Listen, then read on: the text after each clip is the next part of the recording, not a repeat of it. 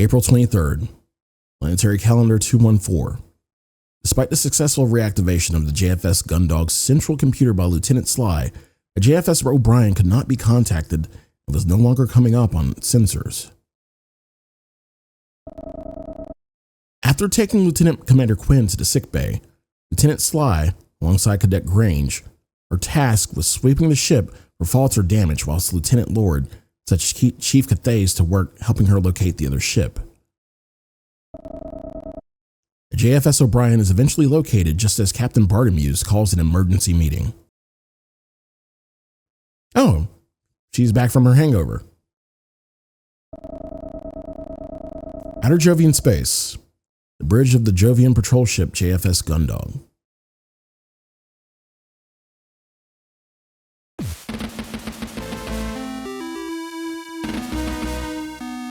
As you, the Chief, and Lieutenant Lord stand to attention, waiting for the captain begin the meeting, the sound of an approaching elevator is the only noise that can be heard in the tense silence of the bridge. It's Hansen Crwys entering the bridge and reporting his order. Hansen states, performing a lazy salute as he steps out of the elevator and onto the bridge. You shift slightly as you watch him enter. You knew you were waiting for someone, but why Hansen? He pauses for a moment and you see him take stock of everyone present. Your shoulders tense up and you inadvertently clench your jaw as he heads straight towards you. At the last moment, he steps to your side and takes a place in the lineup next to you without so much as a sideways glance. You remain on edge, but your attention is quickly taken by the captain as she finishes reviewing the readouts from the control panel on her chair and stands up. At ease. The four of you relax slightly, although with the exception of Hansen, you all maintain a formal stance. Now that we're all assembled, we can begin. First of all, well done to all of you for your actions whilst I was indisposed. You were drunk.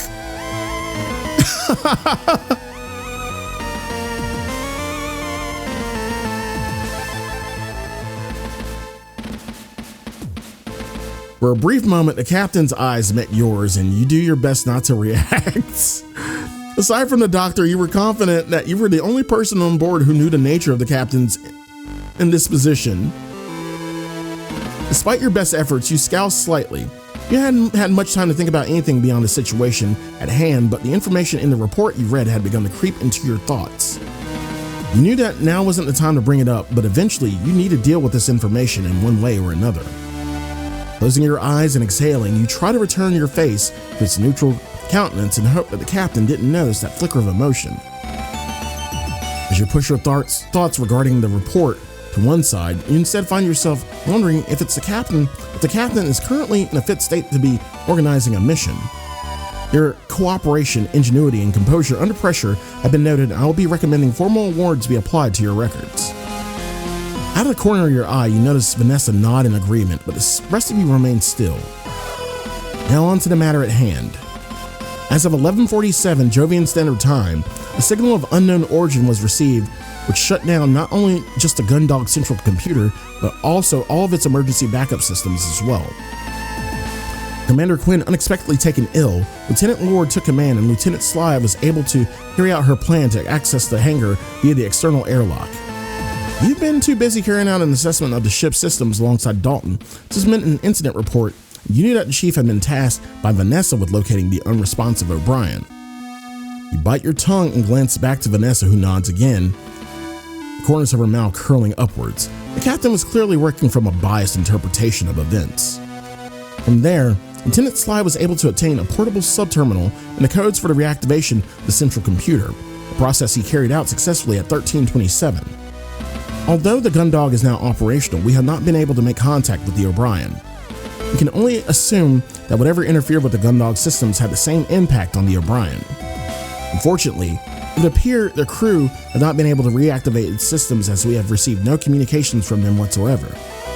Chief Cathays, do we have an update on the O'Brien? The group turns to look at the chief as she steps forward, and you realize this is the first time you've seen her outside of engineering or the hangar.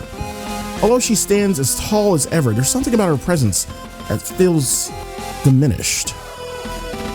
Yes, ma'am. You've not had any response from the O'Brien transponder, and the normal sensors haven't been able to pick up any of the usual activity from a ship. However, you hear Vanessa tut, which he pauses briefly before continuing.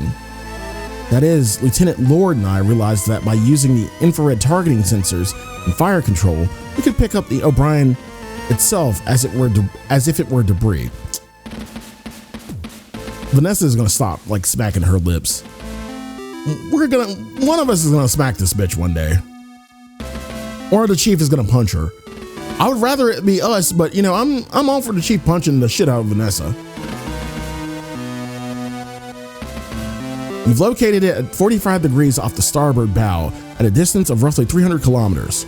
Resolution gets a bit scrappy at that range, but we're not seeing any external signs of activity. I see. Lieutenant Lord, how long until we can dock with him to provide assistance? I think the chief is best equipped to handle that question, ma'am. The chief pauses for a moment. You know the answer to this question, but so should the chief and Vanessa. As the silence drags on, you begin to wonder why neither of them are forthcoming. Chief Cathays? Pause only becomes more loaded as the seconds pass. While you have no idea what's happening here, you can feel the tension between the chief and Vanessa build.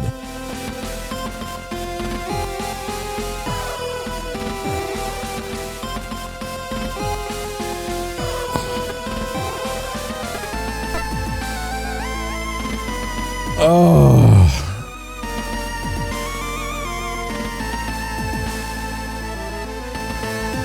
Hey Jay, how you doing?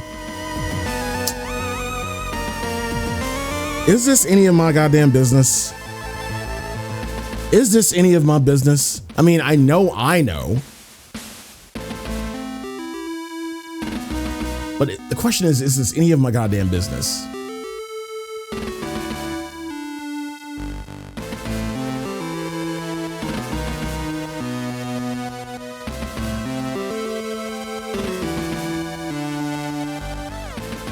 I'm gonna hate this. Although you can tell something is going on between the two of them, you know that the crew of the O'Brien must be in a similar situation to the one you just faced without immediate assistance. And without immediate assistance, they were at the risk of running out of breathable air very soon. You put up with enough from Vanessa today and weren't about to let her petty power plays get in the way of helping your comrades. We can't. It's the engines, ma'am. They're still offline. Oh, you can tut all the fuck you want to, you bitch. I don't give a shit about you right now. What's that, Lieutenant? Whilst Cadet Grange and I were assessing the ship for faults and security issues, we found out the engines had failed to restart. Diagnostics show the forced shutdown put the nuclear pulse engines offline. They need to be manually reactivated. The captain lets out an exasperated sigh as she hears this information, making no effort to conceal her frustration. And how long until they can be back online? You prepare to answer with what Dalton had told you, but you're cut off by the chief. We're looking at 6 hours, ma'am. We've been preoccupied with finding the O'Brien. Oh my god. Never have I hated a character more than Vanessa Lord. This bitch. So I haven't had the opportunity to begin the startup process to get them running again. The captain follows this information with another sigh. You always thought of her as distant or disinterested, but considering her current state, you had to wonder how much of that was her simply working her way through a hangover. I see. Captain stands silent for a moment, keeping her eyes closed and pinching the bridge of her nose with her thumb and forefinger. Suddenly her eyes open and she stands completely upright, assuming a posture you're surprised to see from her that manages to communicate an air of just not authority, but capability. We'll be carrying out a mission as follows. The four of you snap back to attention. Even Hansen seems to take this announcement seriously. As we're not able to reach the O'Brien with the gun dog to provide support, we'll be doing the next best thing. Ensign Crwys and Lieutenant Sly will head over in an armored frame to provide assistance. You clench your teeth and your body just goes rigid. Not only would this be your second trip into space in the span of a few hours, but you would be doing it with Hansen for company. Your eyes dart across to Hansen, whose attention remains on the captain. You can't be sure, but you swear you see a flicker of a smile on his face. We'll be working on the assumption that the same issues affecting the gun dog are affecting the O'Brien, so Lieutenant Sly will take a portable sub-terminal. locate the captain or second in command, and utilize their access codes to assist their chief engineer in reactivating the ship. If there are complications, or we're too late, then our second priority will be to obtain the O'Brien's black box. At the very least, you can hopefully gather some information on what's out there that could immediately disable 2 Swift-class ships. Lieutenant Sly, Ensign Crwys, you both understand. A pair of you salute and in unison respond. Yes, Captain. Yes, Captain. Chief Cathays, I want you to provide a fully charged portable subterminal with guidance on removing the Swift-class's black box. After that, prepare Gundog 1 for launch, and then I want those engines back online. Understood? Yes, Captain. Lieutenant Lord, you'll be overseeing this mission. Understood? Yes, Captain. Very good. 1603. This mission commences at 1630. Dismissed. With this final instruction out of the way, you all salute the captain and then turn to leave. The chief is the first of you to reach the elevators, and she steps into one without waiting for anyone else, pressing the button for her destination and disappearing behind 2 doors as they hiss shut. Without paying you any attention, Vanessa and Hansen both step onto the remaining elevator, with Vanessa hitting a button as soon as the pair have boarded. As the doors close, you see her turn to Hansen, cross her arms and begin to speak, but her words are cut off before you can hear them. You remain on the silent bridge with the captain, who you hear return to her chair. Whilst you wait for an elevator to return, go over what you might need to do in your head. It'll be the chief's responsibility to get you a charged portable subterminal, and Hansen and Dalton will be responsible for pre-flight checks. Aside from getting a spacesuit in the hangar, you realize you don't really have anything you need to do before the mission starts. With less than half an hour to go before you'll be taking off, you don't have much time to do anything either, though. You might have the opportunity to visit a few other crew members to check in on them, you think, but it might be a push to visit everyone. Eventually, the chief left in returns and the door hisses open.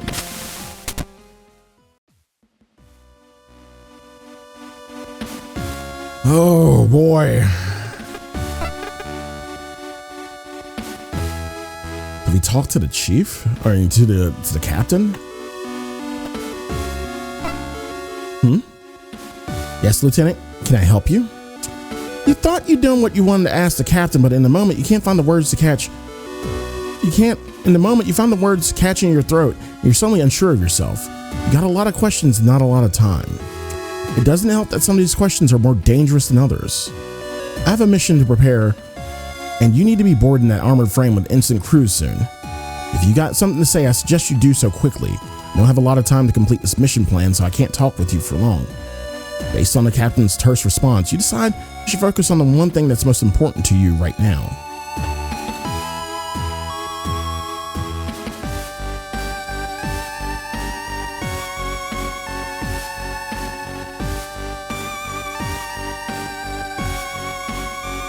Do we ask about the report?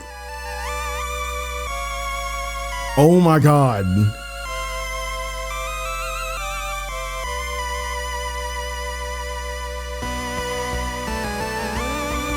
That's the one thing. Do we ask about the report?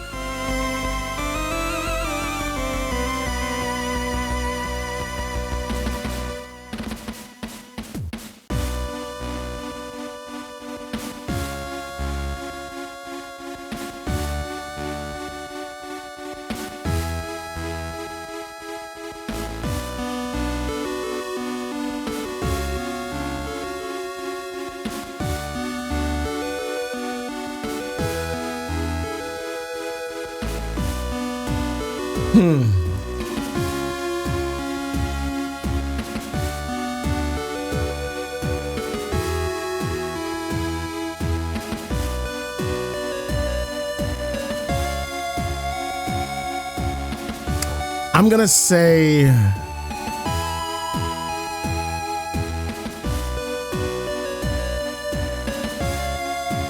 no.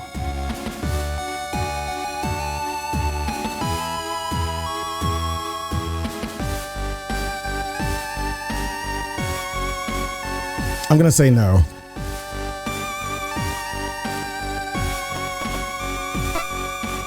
You've not been giving this thought as much attention as some of the other matters that felt more pressing, but with Cassie in the sickbay and the thought of the Gundog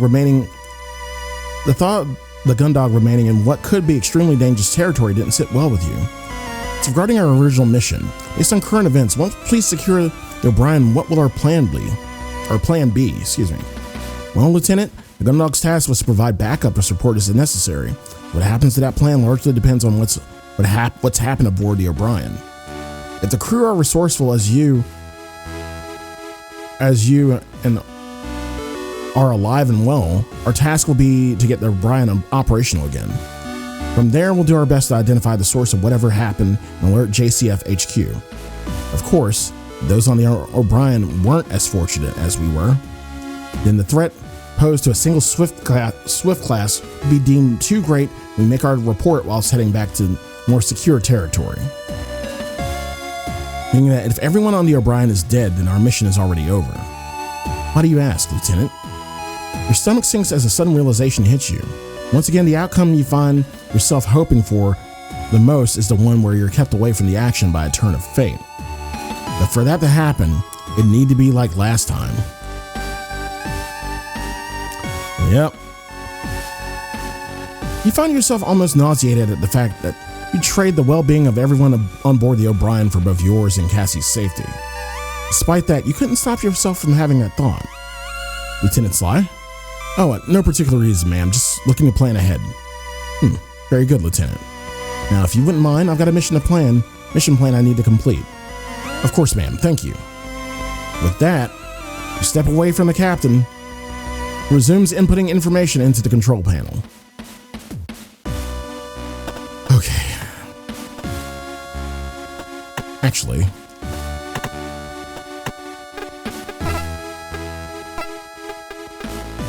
sickbay. As the elevator doors open, you're immediately confronted by Vanessa standing in front of you, her arms crossed and her foot tapping impatiently. Well, it took you long enough, Lieutenant Sly. You sidestep her and make your way into the central hub. As you do, she turns to follow you. My apologies, Lieutenant. I didn't realize I was needed so urgently. Well, I wouldn't go that far, Sly. The frustration with Vanessa has cooled over the past few hours as you spent time with Dalton, had been carrying out duties that kept you well away from her. But, back in her presence, you remembered how tense things had gotten between you on the bridge and over the radio. Lieutenant Lord, I've got a mission to be preparing for. Is there anything I can help you with right now, or can I get going? It's nothing much, Lieutenant. I just want to say that you did a good job on getting the Gundog operational again. Something about Vanessa's manner makes you instantly uneasy. Considering how she behaved recently, praise was the last thing you expected. Thanks?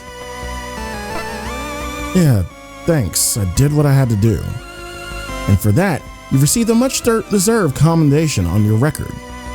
You roll your eyes and begin to walk away again, unwilling to deal with whatever mind games Vanessa was attempting to play. Wait a minute, Lieutenant Sly. All I wanted to do was congratulate you. You deserve it as a member of the crew who's gone above and beyond. What's this about, Lieutenant? You ask your patience thinning rapidly. Straight to the task at hand. That's what I like about you, Lieutenant. Now, a proficient, able crew member like yourself, you know what it means to do your duty, but you've seen how the captain and her second carry out their affairs on the ship. What are you getting at?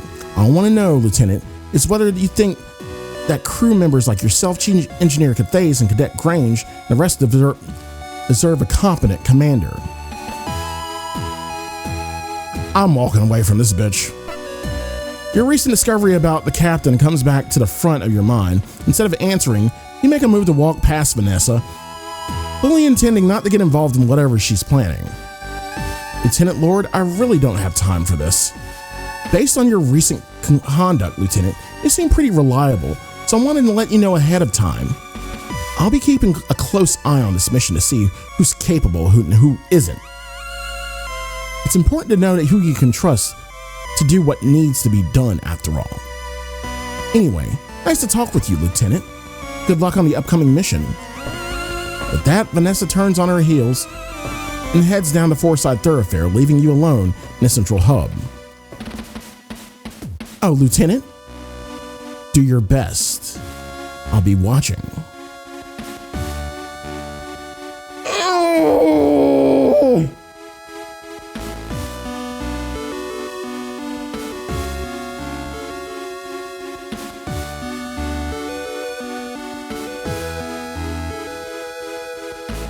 I'm just gonna keep going.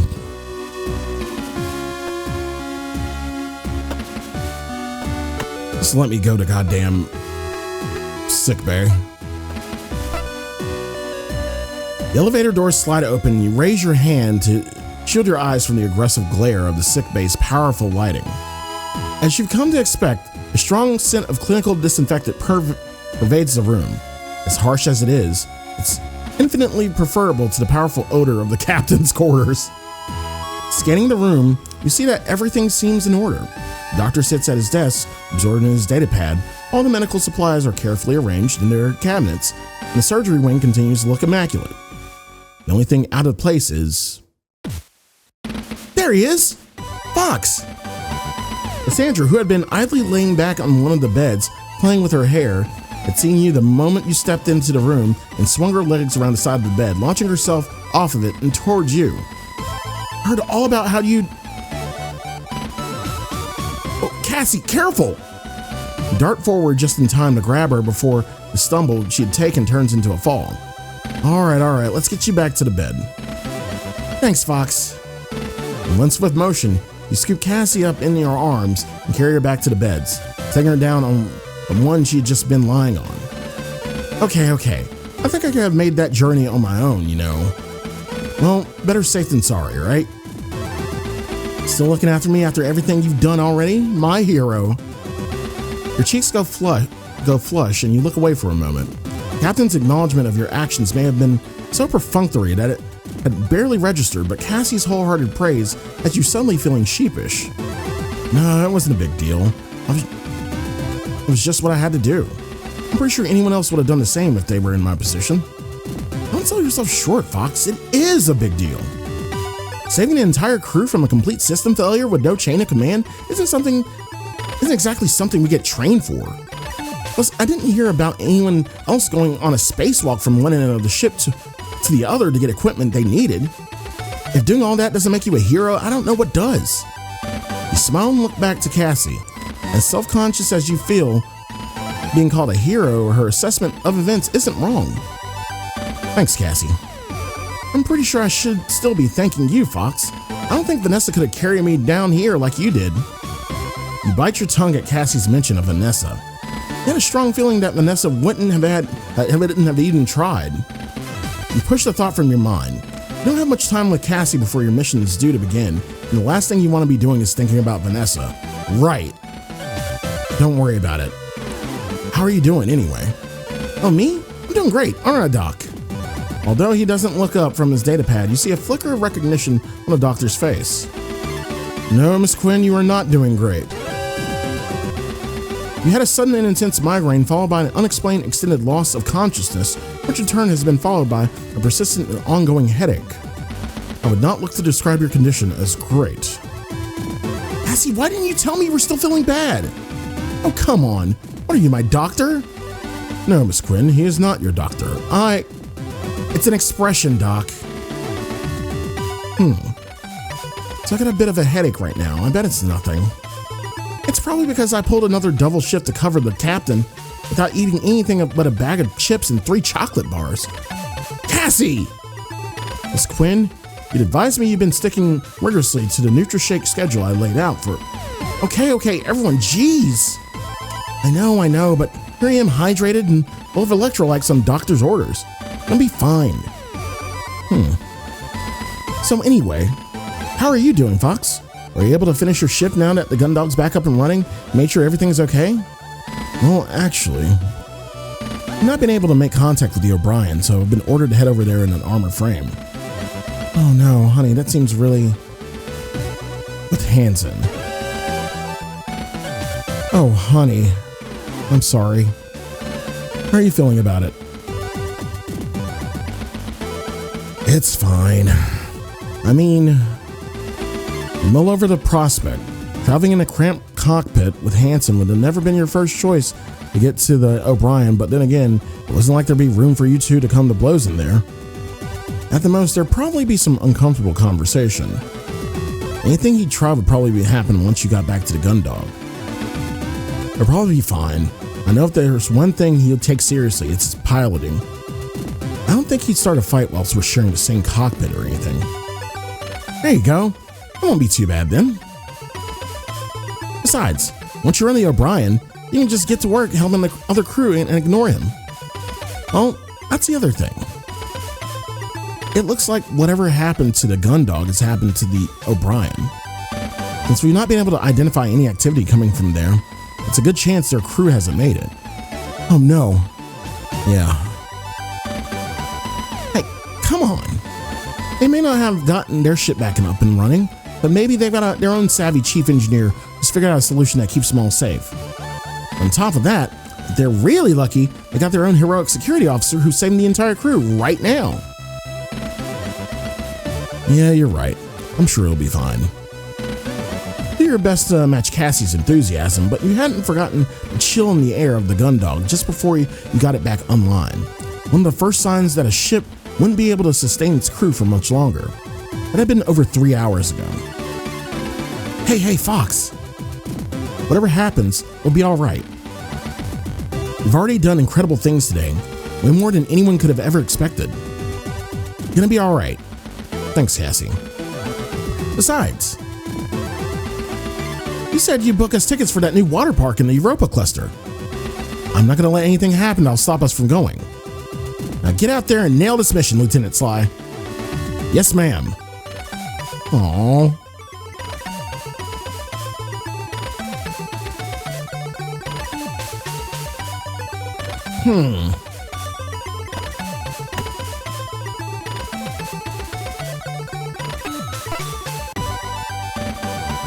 I do want to see... I want to see the chief.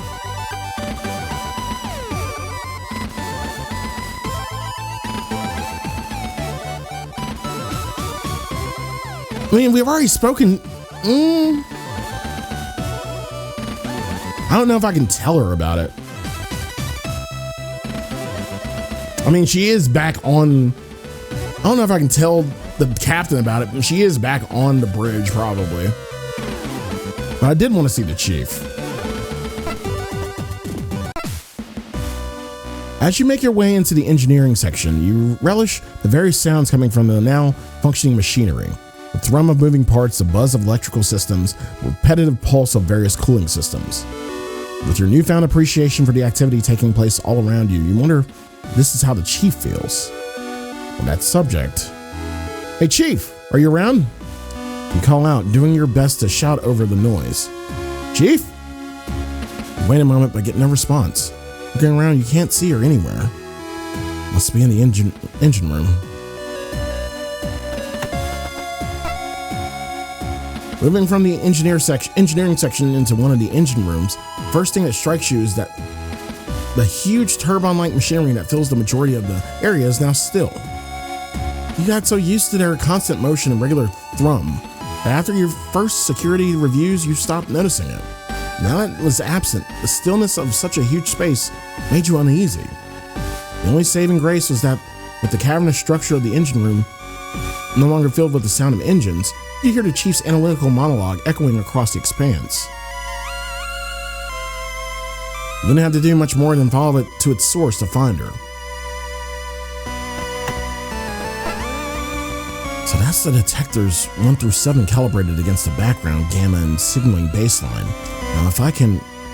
Hey Chief, how's it no blockages in the coolant flow, or warping in the exterior heat sinks either.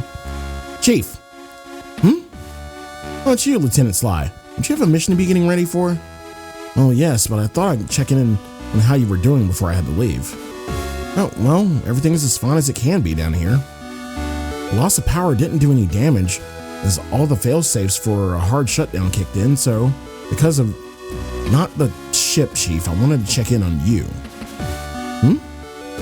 I'm fine, Lieutenant. I just need to get these engines back online. would have had them online already if Lieutenant Lord didn't have me waste all that time finding the O'Brien. Once I told her that we could find them using the infrared targeting sensors, she should have left it up to Gunner Dees and let me get on with the things. I could have got back to figuring out what's causing the problems with our long-range communication system by now. Maybe even... That's something else I wanted to ask, Chief. What was happening between you and Lieutenant Lord on the bridge? I've seen what she can get like, but I didn't think she'd be that way in front of the captain. All right, Lieutenant, you know what? I've seen what you'll do for the ship and the crew, so in my book, that makes you an all right. I'm gonna let you in on a secret, in case you hadn't figured it out already. The only reason any of us are on this ship is because the JCF don't know what to do with us.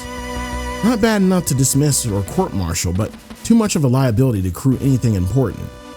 And I know that includes me. As a union woman, I butted heads with enough of the brass that they've used every trick in the book to get me out of the way and onto my last warning. So when Lieutenant Lord realized how pissed the captain would be that the engines hadn't been reactivated, she threatened to pin this whole mess on me. And she reported the decision to delay the engine's reactivation as mine if I didn't back up her story. The whole thing makes me sick. Some of us actually have important work to do and don't have time to be playing games with the crew to worm their way to the top.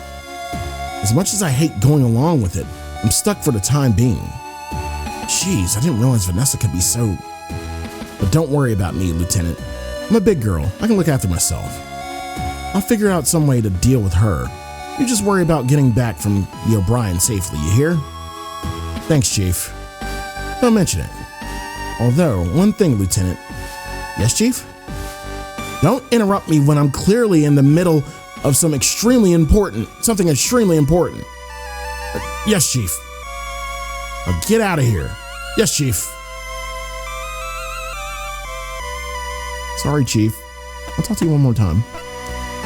Now that's detectives only.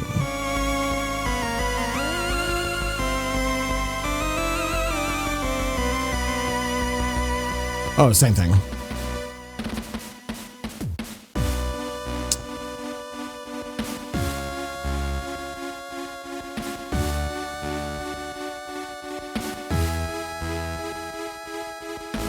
Okay, so I guess we can go to the hangar.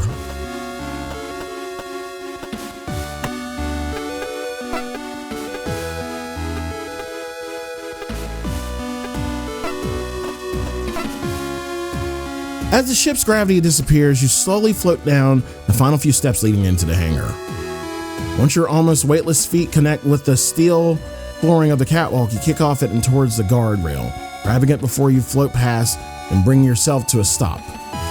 Ahead of you are the typical sights of the hangar, but for the first time since you boarded a Gundog, its expanse is filled with noise and motion rather than the usual near silence and stillness. You see Dalton floating from one segment of the furthest armored crane to another, clearly in the process of carrying out its pre-flight checks. As he arrives at each new part, he opens an access panel, checks the hidden machinery and mechanisms underneath, and slams the panel closed, occasionally stopping to take one tool or another from his belt to apply adjustments to the frame's inner workings. Alongside the erratic slamming of panels and whirring of electronic tools coming from Dalton, you also hear the back and forth of bickering between Hansen and Vanessa. You watch as Hansen, donning his flight suit, snaps at the lieutenant and then kicks off into the empty space of the hangar, swiftly followed by Vanessa, who does not let up on whatever it is she's trying to discuss. Glancing at your watch, you see that it's almost the scheduled time to depart and start the mission. No use putting it off any longer, I guess.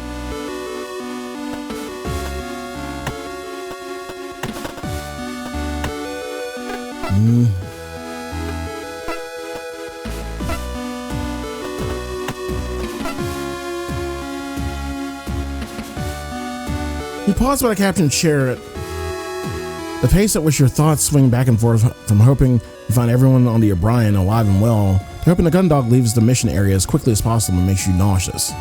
As you stand lost in your thoughts, the captain eventually takes notice of you.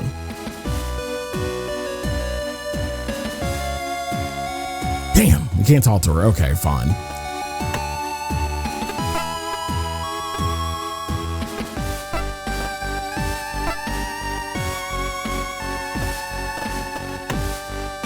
Oh, we are definitely not talking to Vanessa. Doing your best not to draw the attention of the squabbling Hansen and Vanessa, we wait until Dalton turns your way and then wave at him, gesturing for him to come over to you once you've caught his attention. Hey, Dalton, how are preparations going? Oh, Lieutenant, preparations are at ease, Cadet. Yes, sir. Sorry, sir. Don't worry about it. Everything all right, though? Oh, yeah. Everything's fine, thanks. It's just that this is the first time I've actually had to prepare an armored frame for a real mission. Every other time has been for a drill or a test or something. I really don't want to screw it up. Hey, take it easy, Cadet. I'm sure you've done a good job. But what if I've done something wrong? And you and Ensign Crwys would... Slow down a second, Dalton. Sorry, sir. No problem, Cadet. Just take it easy. But tell me, have you ever screwed up any of your armored frame drills before? Well, no. Or any test? No, I guess not. So why would you think you'd done something wrong this time? I mean, I'm sorry, I guess I was just getting a bit nervous. It's all right, Cadet. We all get a bit nervous the first time we have to do something for real. I've seen how hard you work and what the Chief puts you through, but I'm sure you got it all done up to her standards. Thanks, sir. Although, she always makes me double check the actuators. What if I've forgotten the actuators? Oh!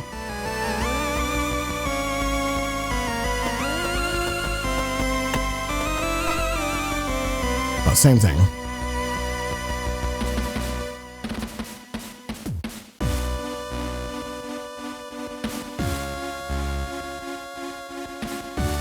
Same thing.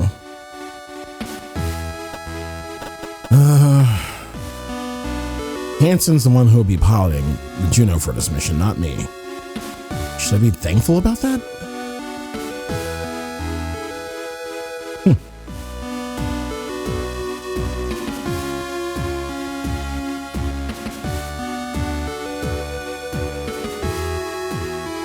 Let's check task.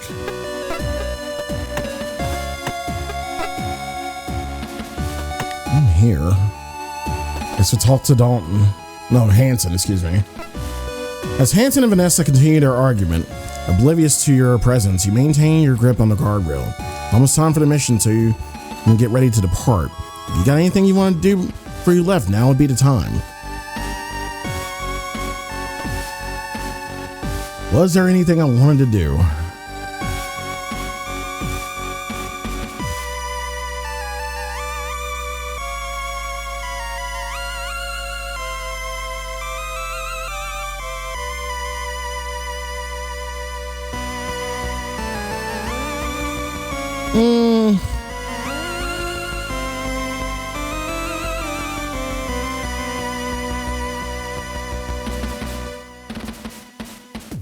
Nah, we're good. Although the prospect of the upcoming mission makes your stomach drop, you take a deep breath in, hold it in briefly and exhale slowly, calming yourself. Gathering up your resolve, you kick over to the storage lockers near the hangar entrance and remove a flight suit from one, looking over your normal uniform. It had taken much longer to get the suit on earlier, but thanks to that unwelcome refresher, you now slide it on relatively effortlessly. After closing the clasp on the last of the suit's seals, you take the helmet from the locker and tuck it under your arm, turning back to face the main hangar. Hansen and Vanessa's bickering doesn't seem like it will end anytime soon, so with a weary exultation, you flip forward, fall over the guardrail, kick off it, sending yourself towards Hansen's armored frame. Lieutenant Sly reporting for duty, you announce loudly, and as you grab onto the shoulder of the armored frame. Stopping in the middle of what she was saying to Hansen, Vanessa turns to face you, then pushes off the hangar ceiling and heads towards you, not waiting to arrive to begin her lecture. It's about time you arrived, Lieutenant. You're due to depart in a few minutes. What exactly do you think you're doing turning up this close to the mission start time? I'll remind you that I'm responsible for overseeing this assignment, so I won't have your lack of timekeeping impacting the outcome. Now, if Before she can get much further into her tirade, Vanessa is cut off by Hansen, who floats in between the two of you into the cockpit of the Juno. Captain Crwys ready for departure, he states lazily before disappearing into the armored frame, taking Vanessa's attention away from you and back towards him. And don't forget, Ensign, I'm counting on you. Vanessa calls into the cockpit. If Hansen answers, you don't hear it. Well then, Lieutenant, have you got everything you need for the mission? I don't see you carrying a PST or a guide from the Chief on removing the O'Brien's black box, didn't you? Hey, Lieutenant. The Chief's loud call comes from the hangar entrance, and you see her heading towards you with a large off-white object under her arm and a manila folder in her hand. As she's halfway across, she launches the object at you. Although you manage to grab it with your free hand, its momentum pushes you back into the armored frame, and you hit it with more force than you expected. It takes you a second to recover, but once you do, you realize that the Chief's just pitched a briefcase-sized portable computer at you, the PST. By the time you're able to find its handle and get a grip on it, the Chief arrives at the Juno and holds onto the machine. I had to grab the one you left in engineering. I've charged it up, but these devices get pretty thirsty, so it took a while. And here's instructions for removing the black box. The O'Brien's as swift like the gun dog, so there shouldn't be any difference in a procedure as long as you follow this to the letter. Ignoring Vanessa, the Chief proffers a manila folder containing a few sheets of paper. Arranging your hold on your helmet, PST, and your grip on the armored frame, you just about managed to take the folder from her.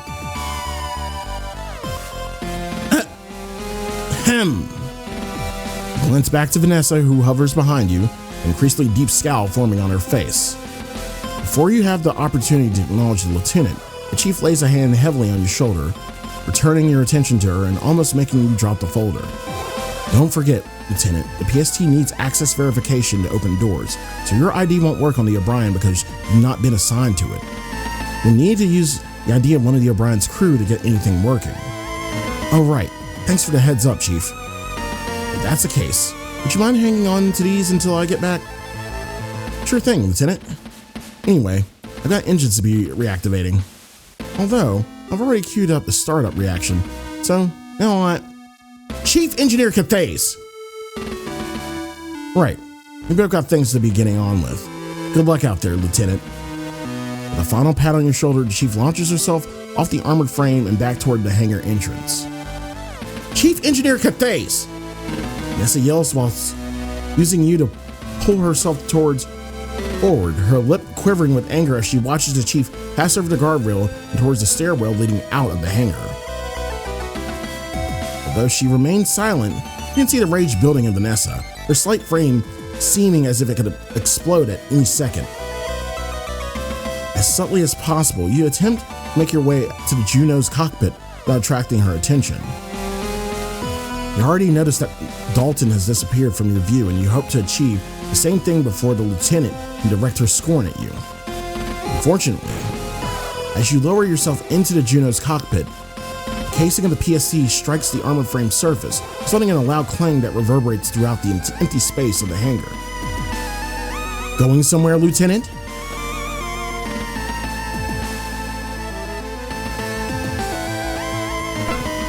Your mind races as you try to come up with a good way to extricate your way from the situation. The concept of getting into another fight with Vanessa right now is somehow even worse than the thought of sharing a cramped cockpit with Hansen. Lieutenant Sly, heading out. Good luck with commanding the mission, ma'am. You announce, throwing the best salute you can manage considering how full your hands are. Get out of here, Lieutenant. Vanessa hisses, turning her back to you and launching herself off the armored frame and towards the hangar entrance. Watching her float away, you breathe a sigh of relief, thankfully that you managed to avoid another conflict with her. Turning towards the cockpit entrance, you make your way inside, pulling the lever that closes the hatch behind you.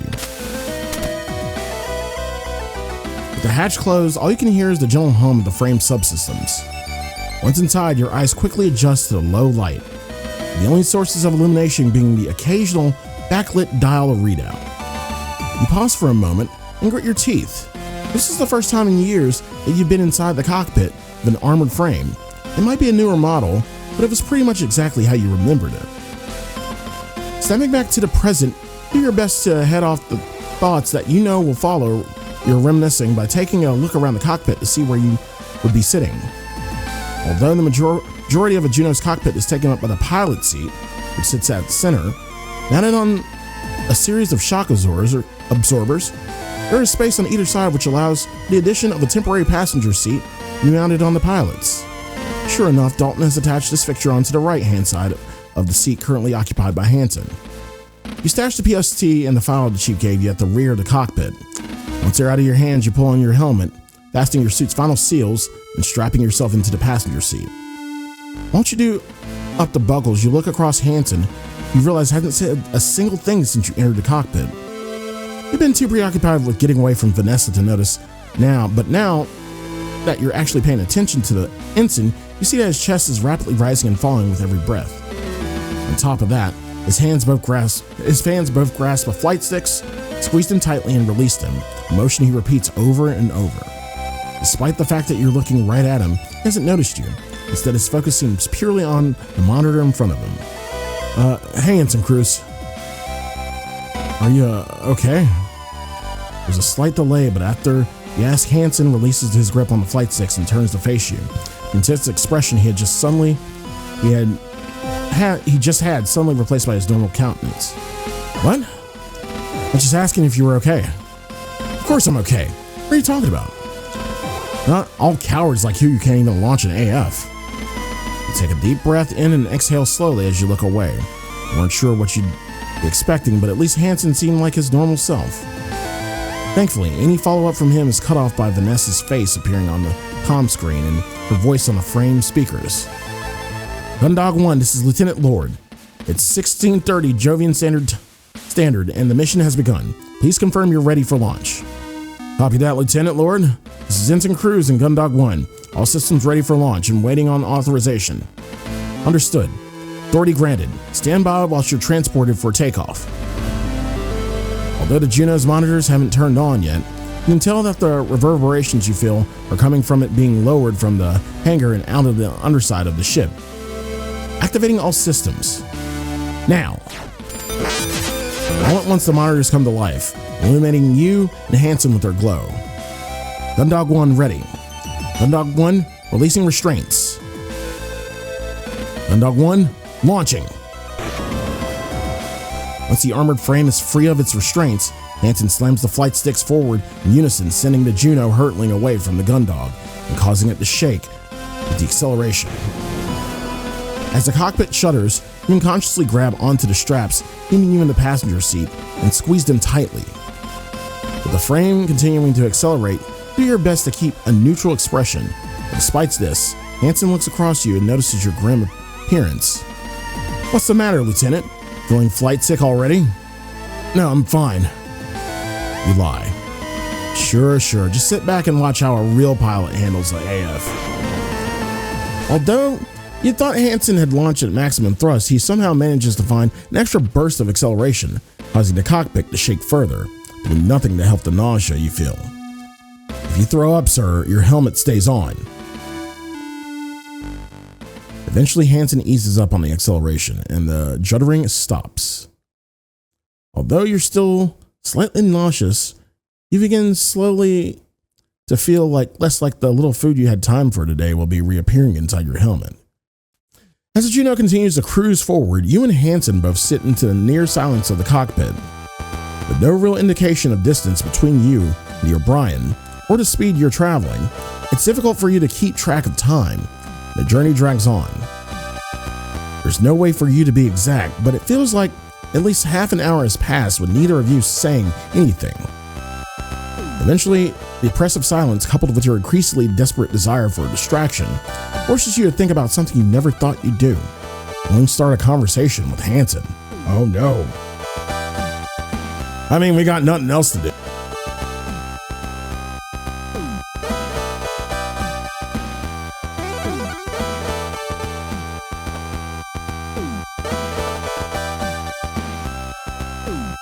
Ooh.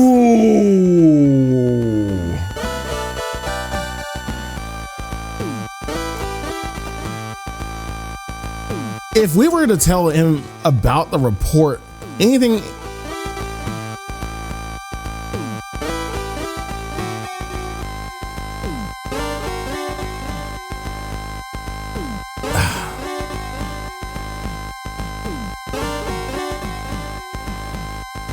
Ask about Haru. What about Haru? How long have you known Haru? What are you asking? I'm just asking how long you've known Haru. Why? Are you into them? What? No, I was only... Oh man, I can't believe you're into Haru. They're gonna love this. I'm not into Haru. Does Quinn know? Ensign! Oh man, maybe she does. Maybe that's why you're asking. Damn, no wonder you're asking. I knew you two were both freaks. Oh my god.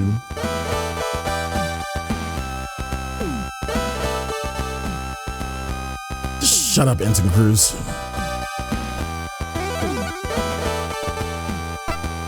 So, you start before trailing off as quickly as Hansen doesn't acknowledge you at all. How long have you been on the Gundog? Hansen gives you the briefest flicker of acknowledgement, but doesn't take his eyes off the main monitor. What? I was just asking how long you've been on the Gundog, stationed on the Gundog. Why? You're only seconds into this conversation and it's already one you're beginning to regret.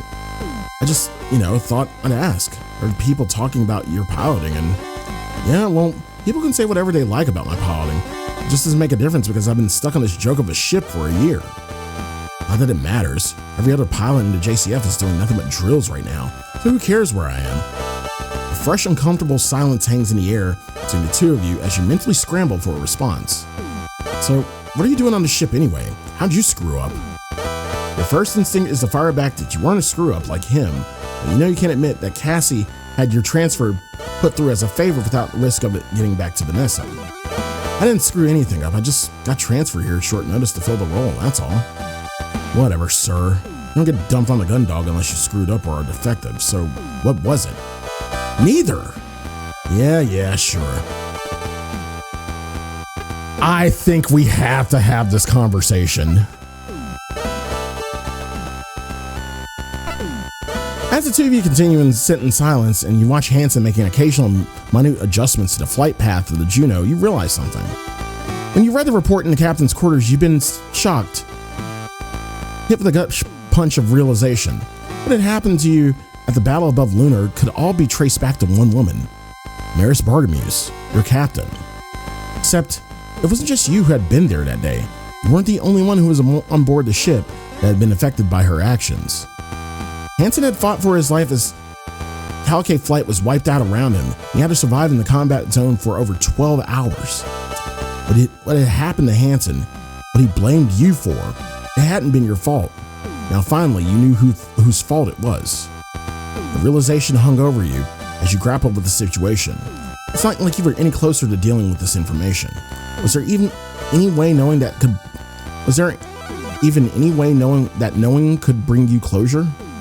It couldn't bring back Calicut flight, any of the other pilots of the crew or crews of the ships that had been lost. But still, if someone else had known, would you have wanted them to tell you? Would telling Hansen do you any good? Would it do any for him? These thoughts almost overwhelm you as you try to wrestle with what you should do until you suddenly just blurt out. When I was in the captain's quarters, I found a report. What? Take a deep breath. You started now and there was no one going back. I was in the captain's quarters looking for the codes to reactivate the Gundog. I found a report in the captain's desk. Yeah, okay, why are you telling me this? It was about the battle above Lunar 4 years ago. As soon as you mention the battle, you hear Hansen take a sharp intake of breath and his flight sticks creak as he squeezes both of them. In an instant, his whole body goes rigid. It was about the reason the enemy were able to outflank us, why they were able to break through E-field. You see Hansen's expression shift into a grimace, but he still doesn't say anything. It was because Captain Bartermews, she was Rear Admiral Bartermews back then.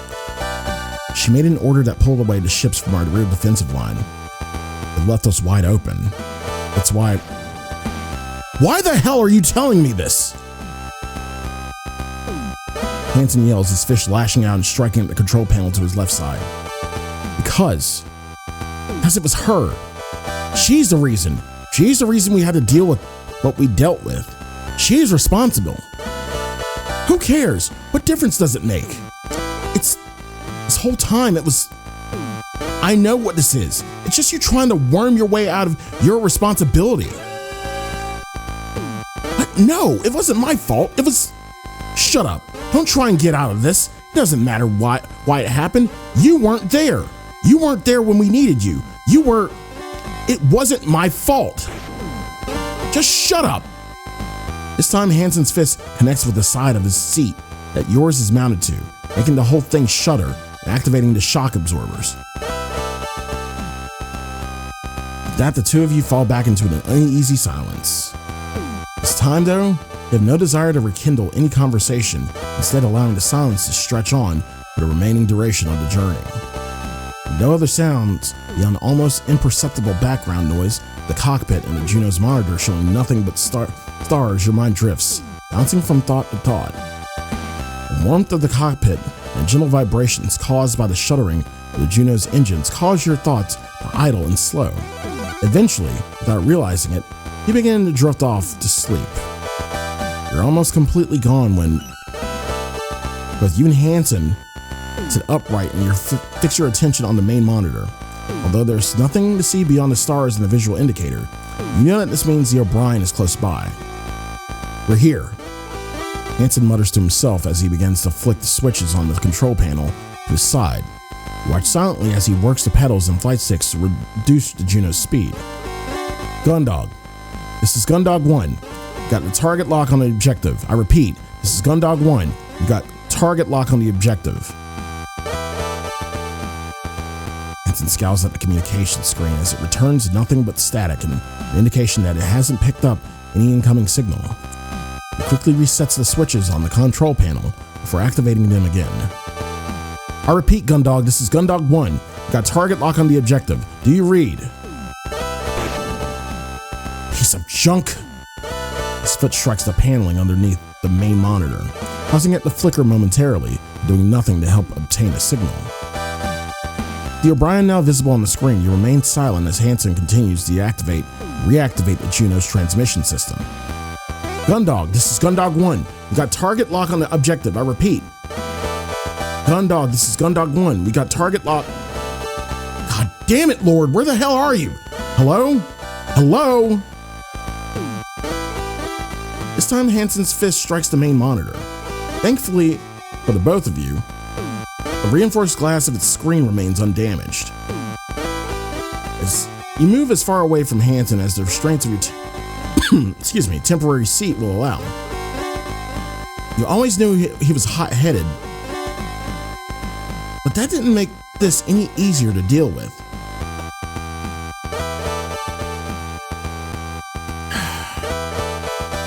You've already said enough to Hansen, so let's just leave him to it. You cross your arms and look away as Hansen continues to attempt reestablishing contact with the Gundog. Each time he does, his efforts are met with the same familiar static. Come on, what's wrong with this piece of crap? Gundog, come in! Ugh! This carries on for a few more minutes, but you do nothing to attempt to offer a solution or solve the problem. In his current mood, I don't feel like Hansen would take any suggestion well.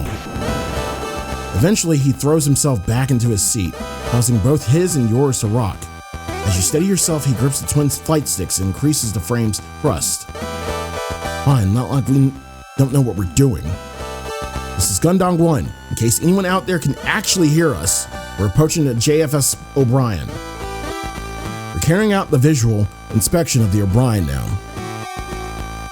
The O'Brien now close enough for you to actually make out its finer details.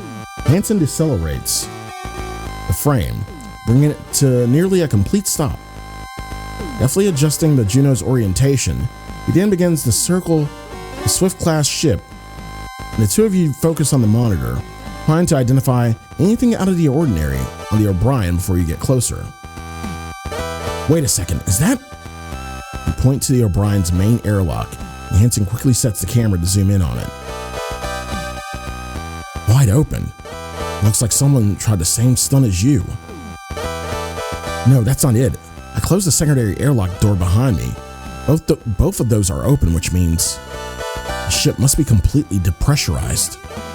Yeah, if this happened when the power was off, none of the emergency bulkheads would have been able to close. The two of you sit in silence, both considering what you just found out. The same thing had happened to the O'Brien as the gun dog, and someone had opened both airlocks, and what little breathable air was left on the ship would have been sucked out into space. You still got a mission to do. Come on. You nod silently in agreement as Hansen, apparently sobered by that realization, moves the armored frame towards the airlock. This isn't necessarily the end, you think. If some of the crew were lucky, they might have been able to get their spacesuits on before they ran out of air. They'd be running low on oxygen by now, but this is Gundog 1, docking with the O'Brien. Now only meters away from the other ship, Hansen brings the Juno to a complete stop, and with a surprising amount of delicacy, has it reach out with one arm, grabbing hold of a protrusion from the ship and anchoring itself. All right, let's go. In well-practiced motion, Hansen releases himself from his seat's harness, moves forward and grabs the lever to open the cockpit's hatch. As soon as it opens, you feel the rush of the cockpit's air escaping. Meanwhile, Hansen pulls himself out and steps onto the airlock. Having a slightly harder time with the straps on your harness, it takes you a few moments longer to release yourself. Once free, you gather up the PST and the instructions the chief had given you before making your way out of the Juno. The two of you tentatively make your way from the airlock itself through to the room beyond. Although nothing is obviously broken or wrong, the fact that you're standing in an area identical to the one on the Gundog, but open to space and completely uninhabitable, sends a shiver down your spine. You look to Hansen and see him mouthing something that you can't hear. Continue to stand there in confusion as Hansen wordlessly gestures at you until he looks exasperated. It takes you a moment, but you realize what's going on and reach up to your radio to the radio on your chest panel, flicking the switch that activates it. It's about time you figured that out, sir. Hansen's voice crackles over your helmet's speaker. Unlike the Juno, where the cockpit was pressurized so you could hear each other, you now find yourself standing in a complete vacuum, where no sound can travel. So, what's the plan? You turn to survey the empty void of the airlock. First priority, given by the captain, was assisting the crew of the O'Brien to get their ship back online. But judging the current state of things, you weren't sure if you'd had much luck with that. The plan. You say to yourself more than to Hansen as you go over the current situation in your mind. That's right, Lieutenant. The plan. Right now you've got ring, so without Lord screeching down a comms line, this is on you. Unless you're after a trip down memory lane and want to sit in the Juno's cockpit whilst I do everything. A mix of shame and anger swells inside you as you bite your tongue to not snap at Hansen with the first thing that comes to mind.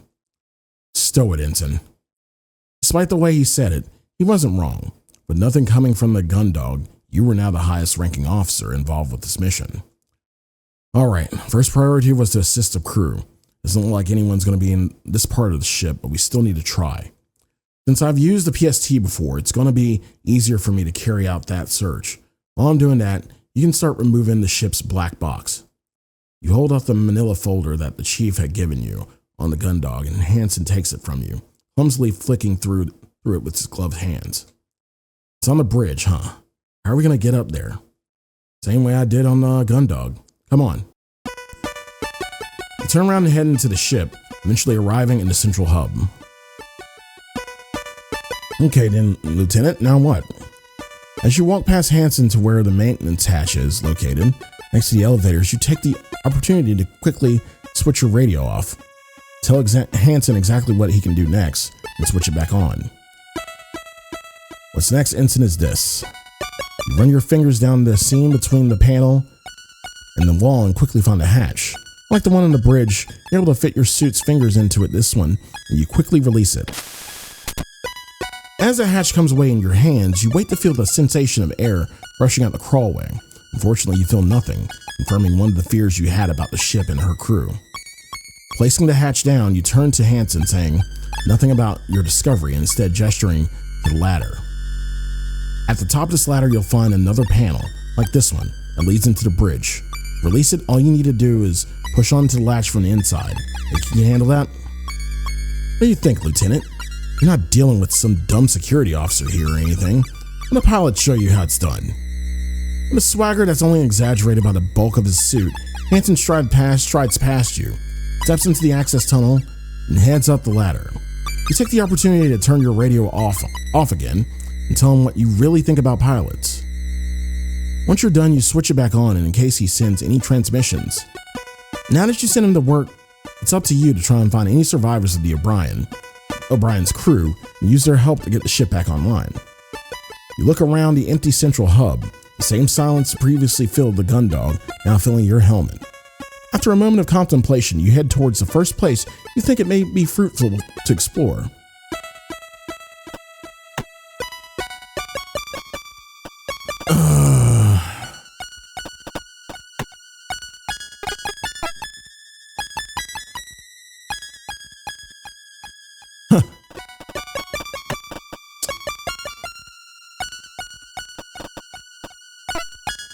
As you move from the central hub through the darkness of the aft thoroughfare, a movement catches your eye.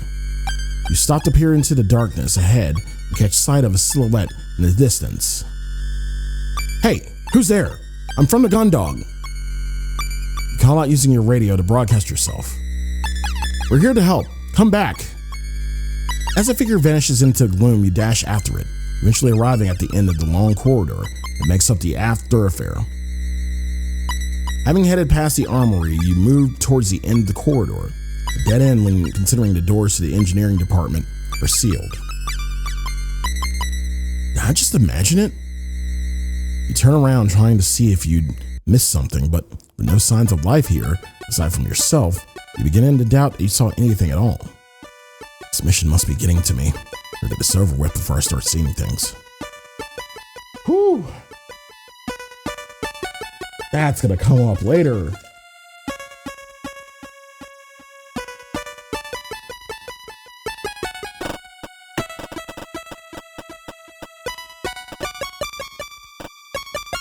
Oh no. The blast door is just like the one in the gun dog. Probably takes just as much battery to open too.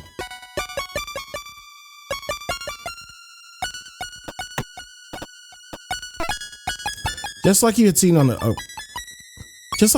gun dog a few hours earlier, where the aft thoroughfare should transition into the engineering department. Instead, all you see is a gigantic blast door.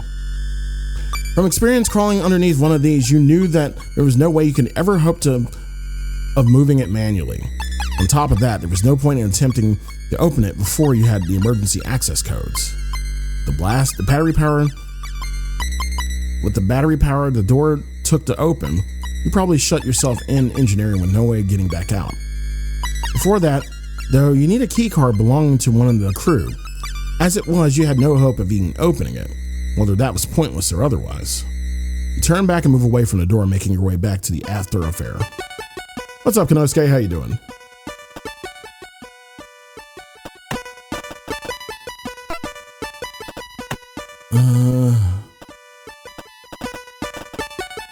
Poor side.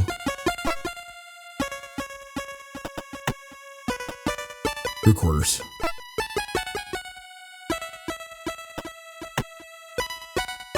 Mark Butte. This is where Hansen's room is on the gun dog. Guess it can be one of the armor frame pilots.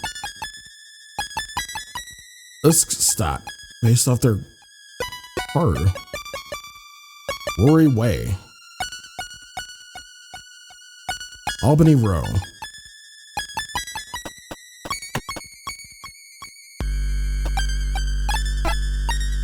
Bracing yourself with your left hand against the wall by the entrance to the quarters, you bring your right hand down in a fist against the door. What's up, Inazuma? You continue to pound your fist against the unyielding entryway, hoping that if there's anyone in there, they have enough air they'll be able to hear you respond.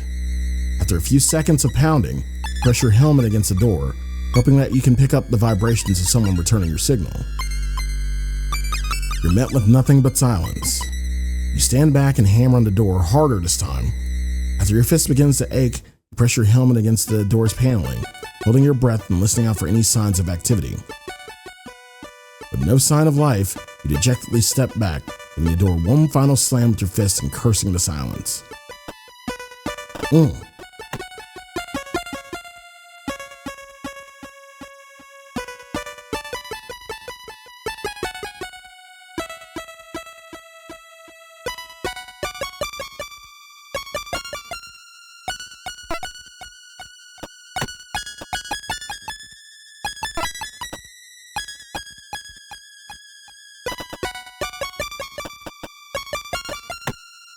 cheer.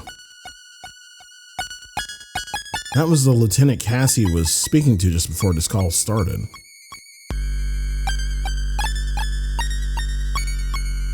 Kim Enry, second in command. Jalia DeForge, or Jala DeForge, given the location of a room, I wonder if this is their chief engineer. Urzi DeBoer, ship's doctor perhaps? You approach the captain's quarters at the end of the corridor and see the same Jovian insignia as the one on Captain Bartermews' door. Below it is a nameplate which proudly presents the O'Brien's captain, full name Paul Henry Gerard. Or Henri.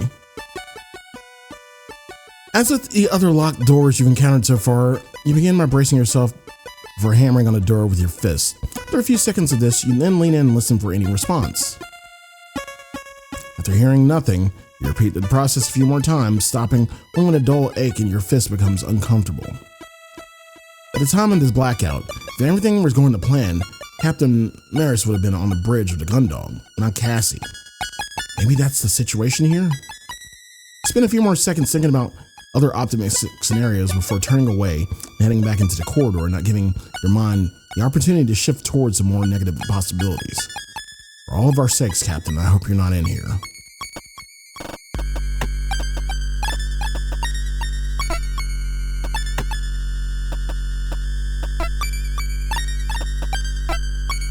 Given the time when the Gundog and presumably the O'Brien had blacked out, you knew there shouldn't have been anyone in the mess hall.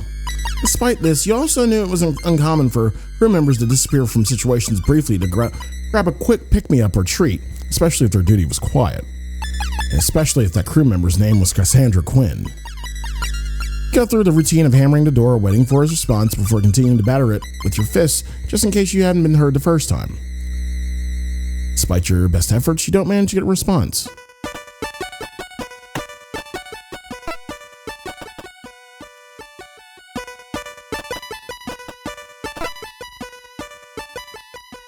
You exhale slowly on the door to the O'Brien's fire control.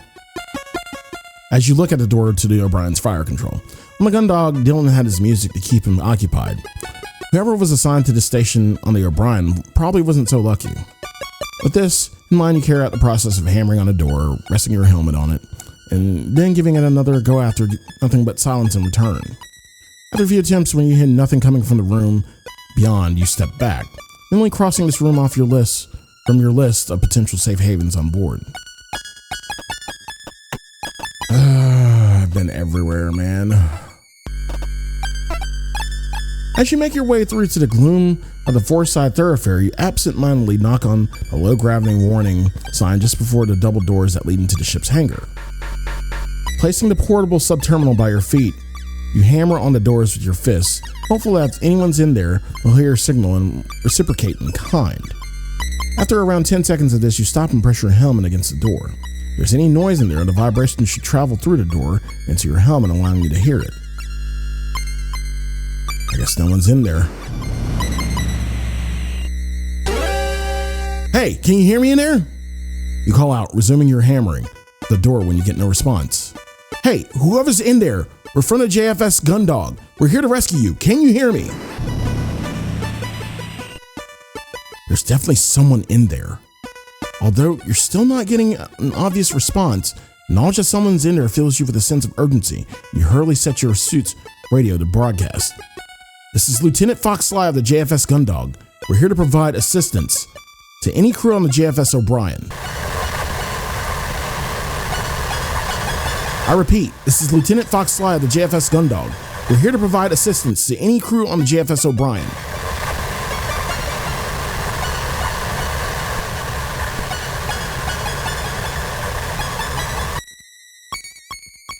Come on! You slam your fist into the hangar door one more time. Despite the signs that someone was still alive in there, with no way to get into the hangar and no response on the radio, you feel like you may as well be a million miles away from them. Picking up the portable sub-terminal, you look from one end of the four-side thoroughfare to another. The presence of a survivor made you need to find a key card belonging to a member of the crew all the more urgent. So I guess we gotta go to the bridge then.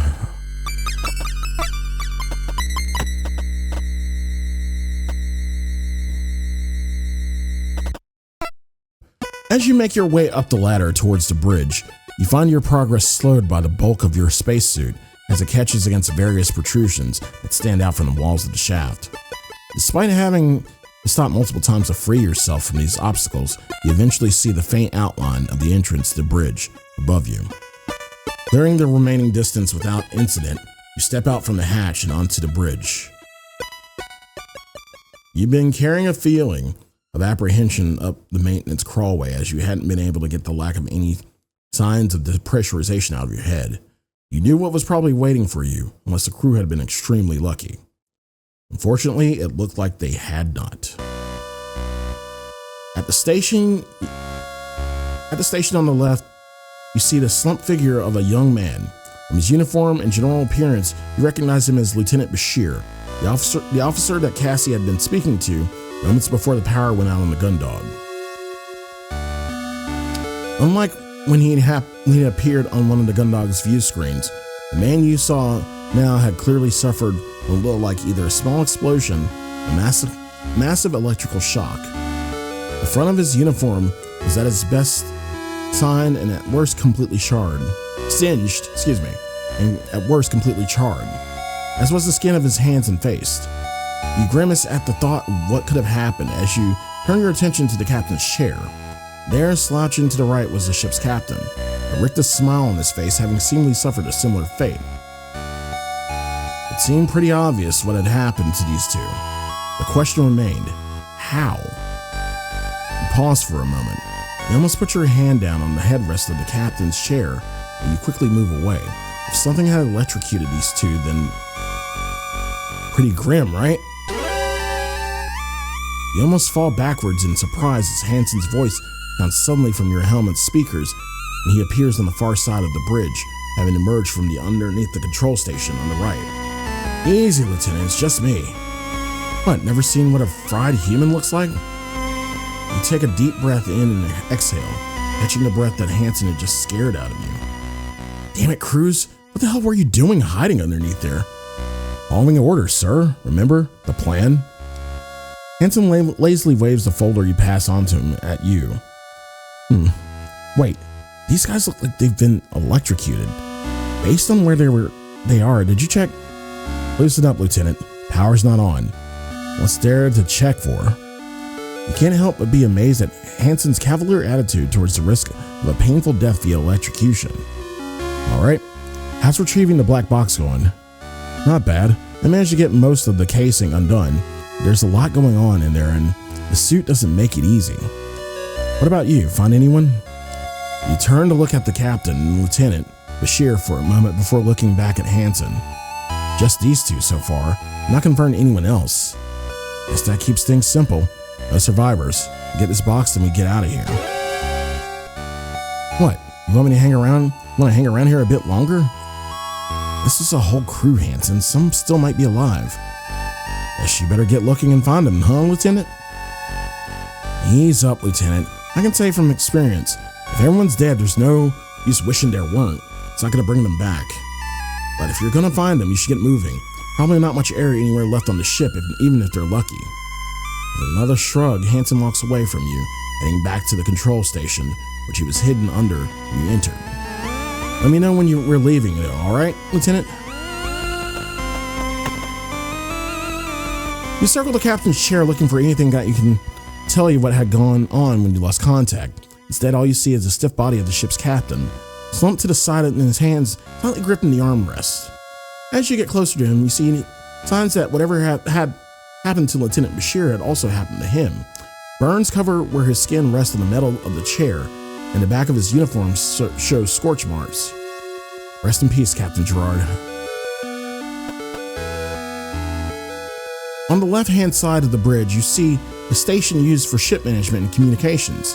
You knew that this was where Lieutenant Bashir would have been when Cassie spoke to him moments before the blackout. Like the rest of the bridge, you could see that every system was offline, nothing more than rows of dead screens and useless plastic and metal. Mindful of not disturbing the lieutenant's body, you examine the area to see if you could tell what would have caused his current condition. No signs of damage, you rule out an explosion or catastrophic malfunction, leaving you to assume that he must have somehow received a massive electrical shock. What could have possibly caused something like that? On the right-hand side of the bridge, you see the station used to control the ship. Unlike Lieutenant Bashir's station, it didn't look like anyone was there whenever what had gone on here happened. Instead, you can see Hansen underneath it. You hear the occasional mutter and grumble as he struggles to remove the parts needed to allow him to access the O'Brien's black box. Or just leave him to it.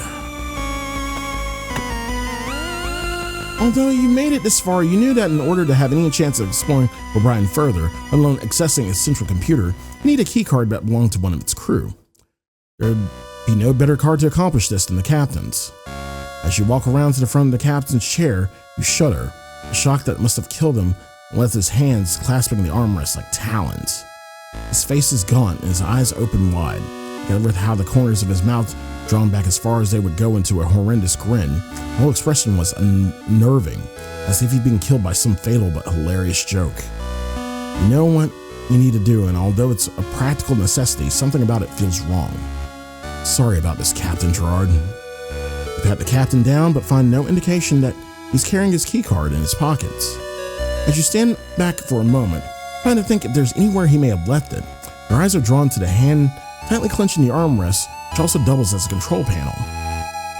You remember having seen Captain Bartermews insert her keycard into equivalent panel on the Gundog, occasion to unlock certain functions. A grim wave of realization hits you as you think that if the card wasn't on the captain, the control panel was the most likely place it would be.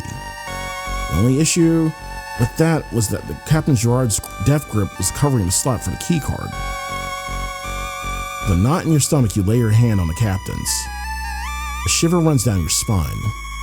You're just starting to squeeze your fingers underneath his palm and start pulling when, as you look down, you notice a gleam of starlight reflecting off a piece of plastic at the captain's foot. With a huge sigh of relief, you kneel down and take the card from the floor.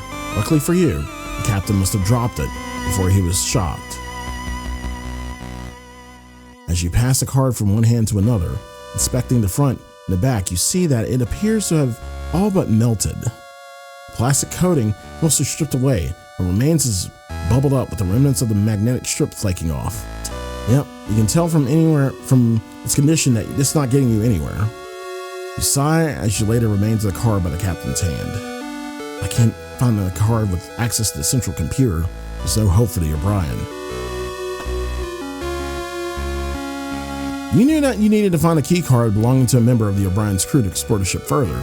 Ideally, this card would belong to either the captain or someone from operations, as this would give you access to the central computer. The captain's card had been fried beyond usability by whatever happened to him, but maybe Lieutenant Bashir's card had been more lucky. You gingerly moved towards the lieutenant, and doing your best to be gentle as possible, you pat down his left-hand trouser pocket. Pulling nothing through the thick gloves of your spacesuit, you head to the other side of his chair before repeating the same action on his right pocket. This time, you feel something. With a sense of unease, you attempt to remove the contents of his pocket while trying not to disturb the body too much. Eventually, but with some difficulty caused by the clumsiness of your spacesuit and your desire not to disturb Bashir's body any more than you need to, you manage to pull out what feels like could be his key card.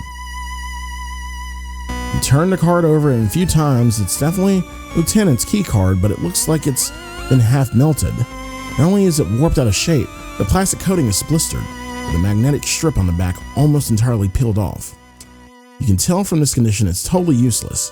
You wouldn't even be able to fit into any card reader or terminal even if the surface had been ruined. Great. Looks like this won't get me anywhere. It's like the captain's. Hopefully I can find a second in command, otherwise there'll be nothing we can do for the O'Brien.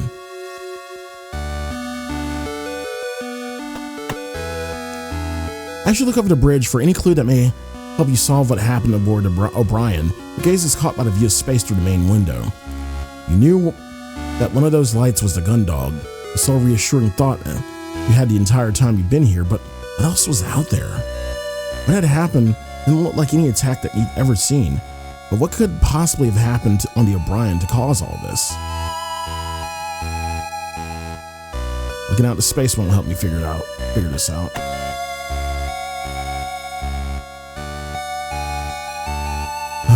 Okay.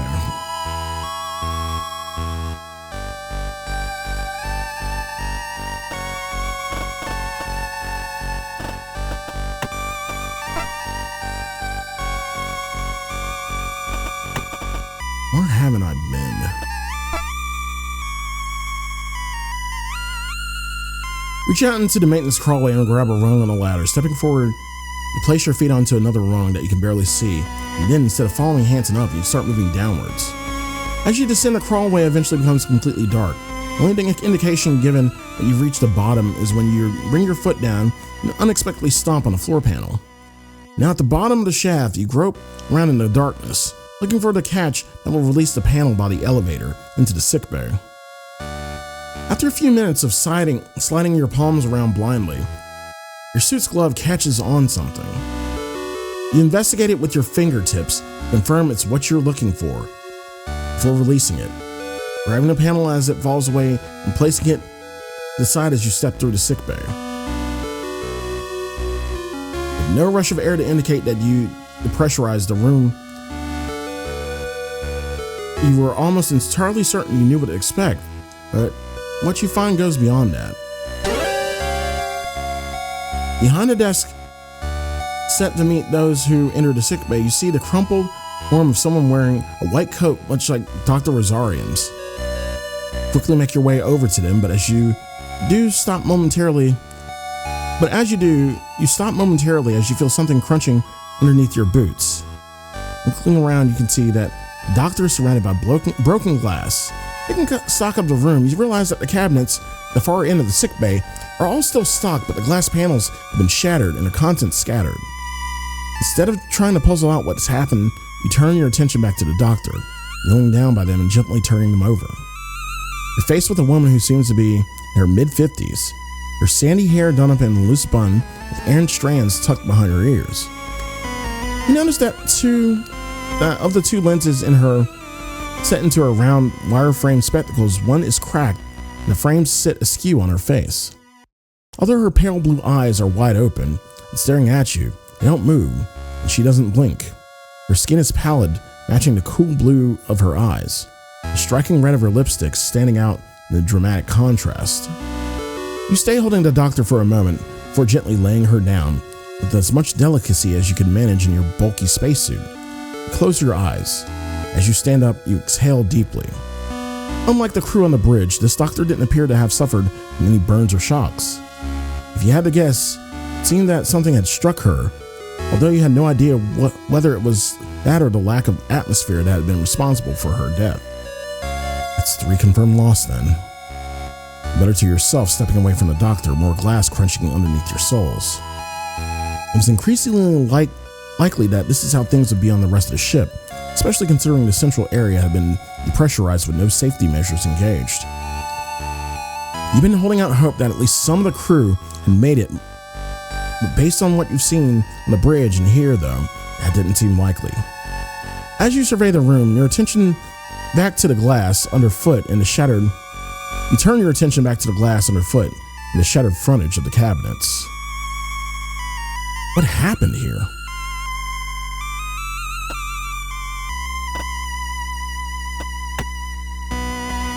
Ship's doctor. I don't see any obvious wounds like the bridge crew.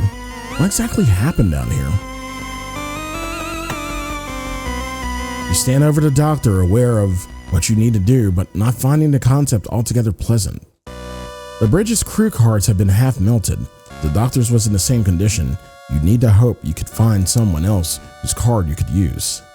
Sorry about this, doctor. Squatting it beside her, you pat the doctor down. Unlike Dr. Rosarium, who wears his on a lanyard around his neck, you don't see this doctor's keycard anywhere. Although the thickness of your spacesuit's gloves make the task difficult, do your best to be respectful. Eventually, you reach the doctor's waist and feel a protrusion from her side. Opening her white coat, you see an internal pocket, and after a moment spent trying to fit your glove hand inside, you manage to grab a hold of something and pull it out. Hey, doctor's key card. Unlike the bridge cruise, this card was in perfect condition. You stand up and read the name on the back of the card. Dr. Esri de Boer. You unclasp a pouch on the side of your suit, deposit the card, and then close it again. The doctor won't have the clearance to let me access the central computer, but maybe this will let me find someone who does. Thank you for your help, Dr. de Boer. I'm just sorry we didn't get here sooner.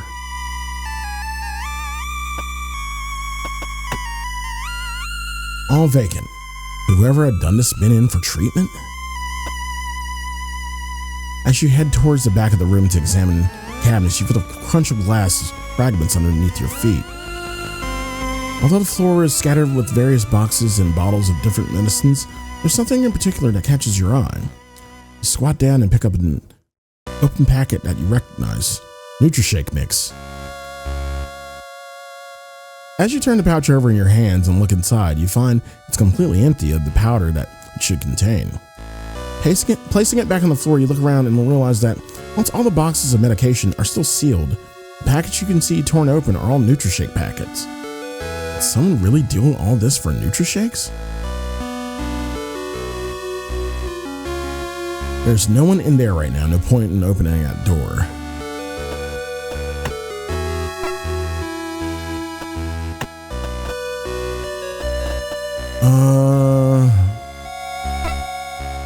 Yeah.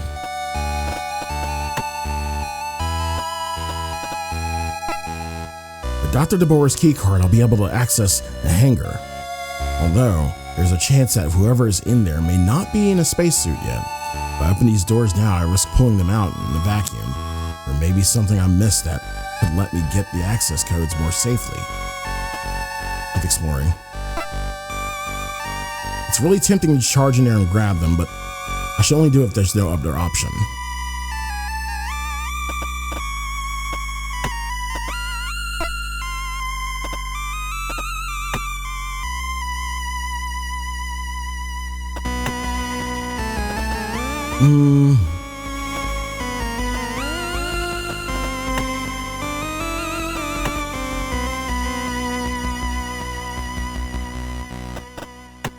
Maybe we can use it.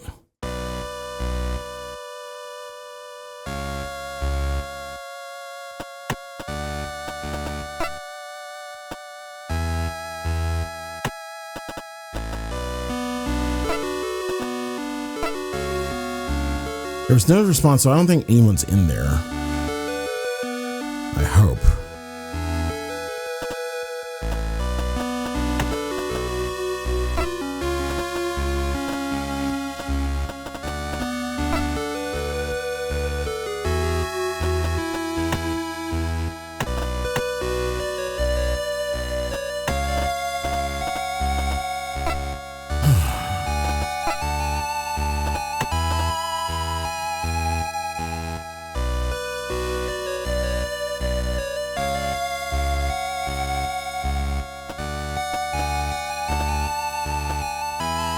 The airlock? You stop as you enter the room just before the airlock, where you've been so used to the huge main shutter and its warnings on the gun dog. Here on the O'Brien was nothing but a vast corridor into space. Being able to see the stars like this from this position, you can help but feel uncomfortable. Their light, as gentle as it is, feels like a forced intrusion on this room. Somewhere they should never illuminate. You spend a few more moments gazing out at the airlock before you shake your head to clear your thoughts. If there was any hope for the O'Brien's crew, it was that you'd act fast and your stargazing wasn't helping anyone. Okay, I get it.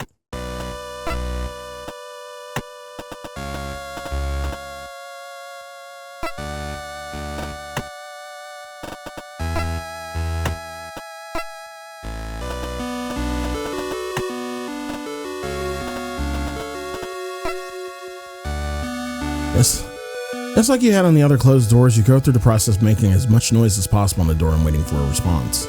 However, there's no answer to your attempt at communication, and you head back, justifying the lack of response by thinking that no one should be in there anyway. There's no sense in me trying to get through without the emergency access codes to reactivate the central computer. I just get stuck. So where are we going then?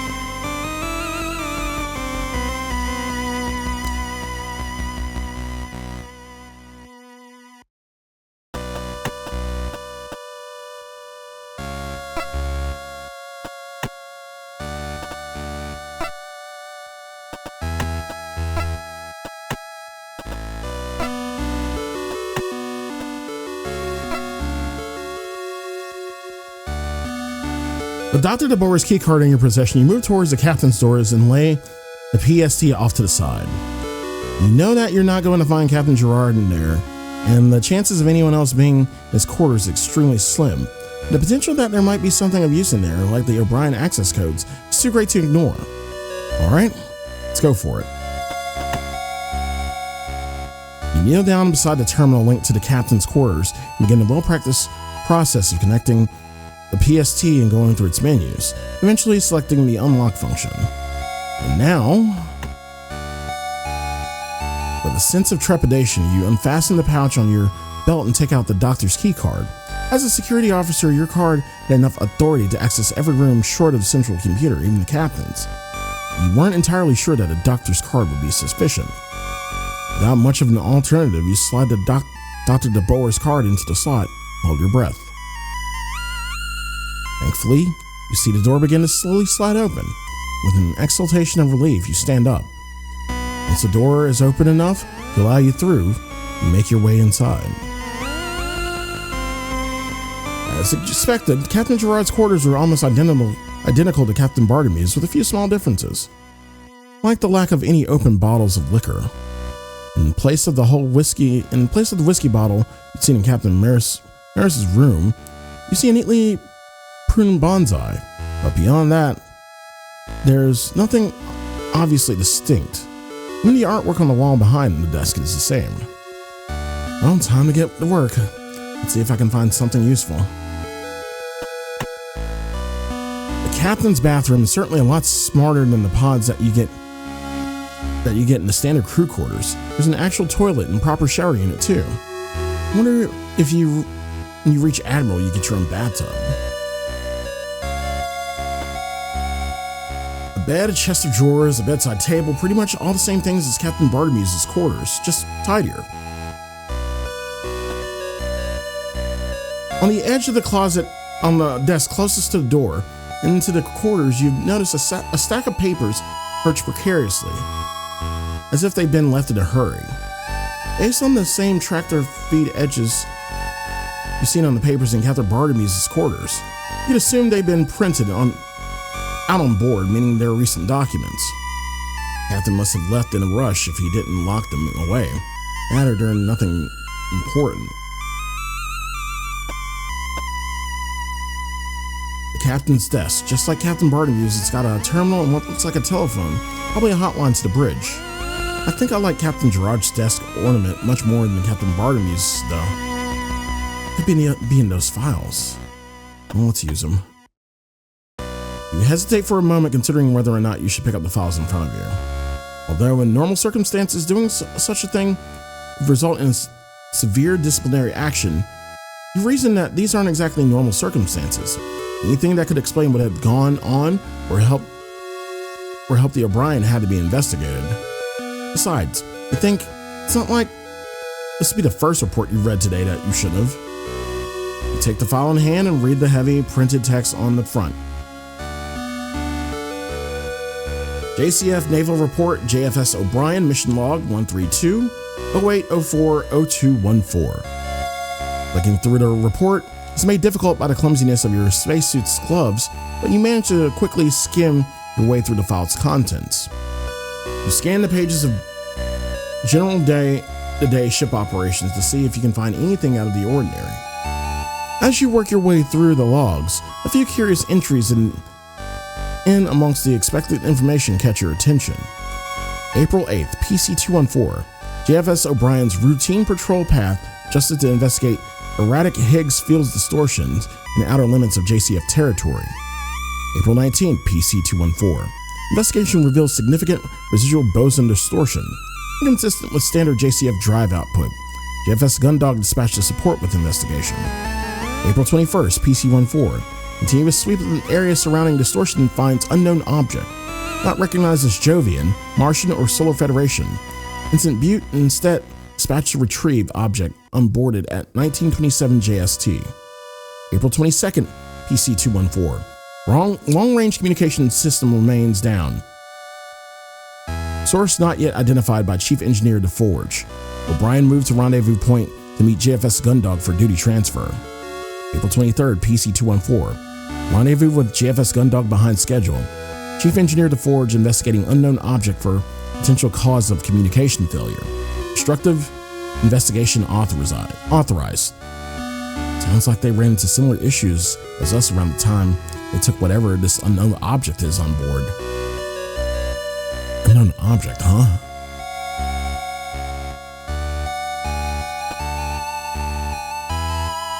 This is all for nothing. I guess I could take this back to the Gundog with me. I don't know how long trees last in space. Although I should probably leave it alone until I know for certain. Exact same painting as the one in Captain Bartermews' quarters, probably done from a stencil or something, I guess. As you head into the bedroom, you take the time to look around thoroughly. You hadn't liked doing this in Captain Bartermews' quarters, and you didn't like doing it anymore here. Working your way from left to right, you check the large chest of drawers before moving on to the bedside table, and then eventually around the area around the bed. Despite a rigorous check of the room, you don't find anything interesting or useful. It's personal effects of the captain, and you can't help but feel guilty for rifling through. Alright, terminal's not going to be working, so let's check those drawers. You head around to the back of the desk and try each drawer, working your way from top to bottom. Unsurprisingly, they're all locked. I'll need to find the keys if I'm gonna get in there.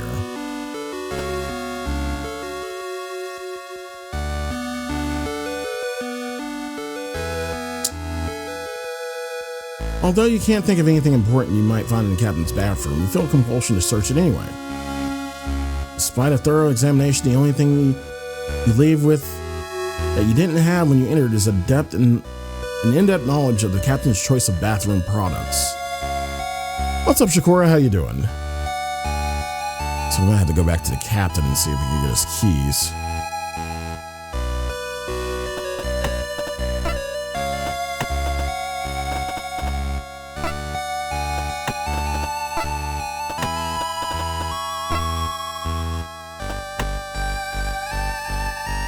There's no sense disturbing the captain any further. Huh.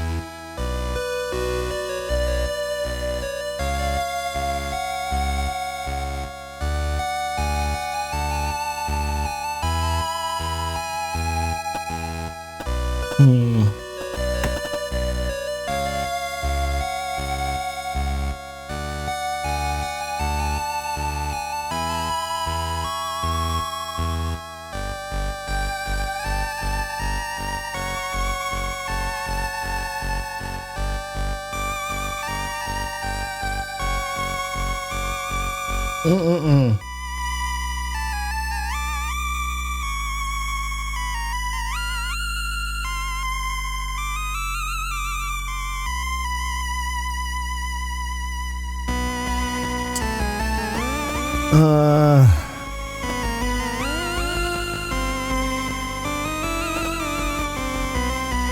might have to just open that fucking door.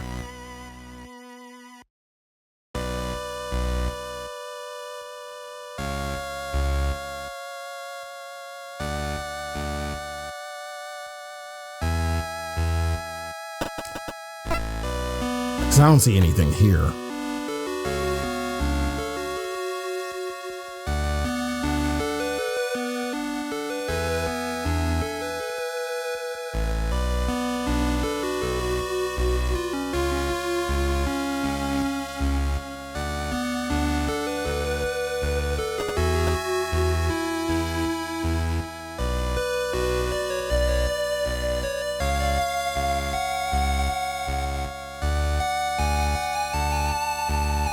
Yeah, I guess so.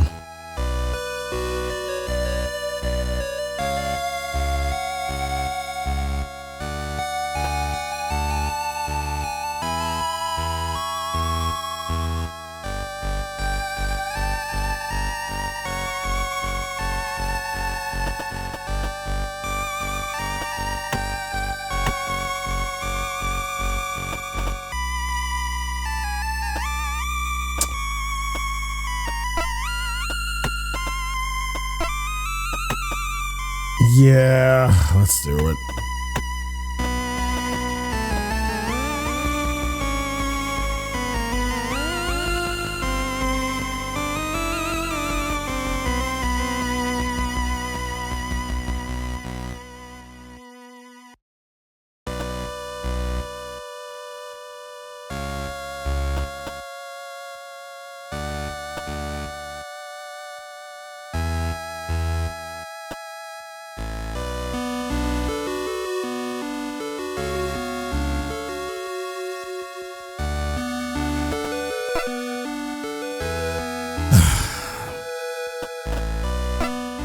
All right, let's see who's in here.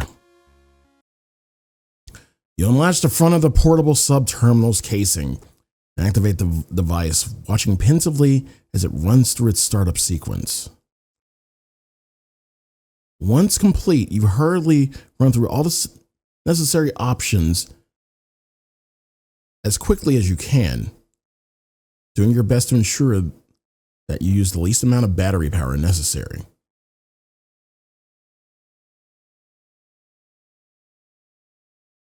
One last thing.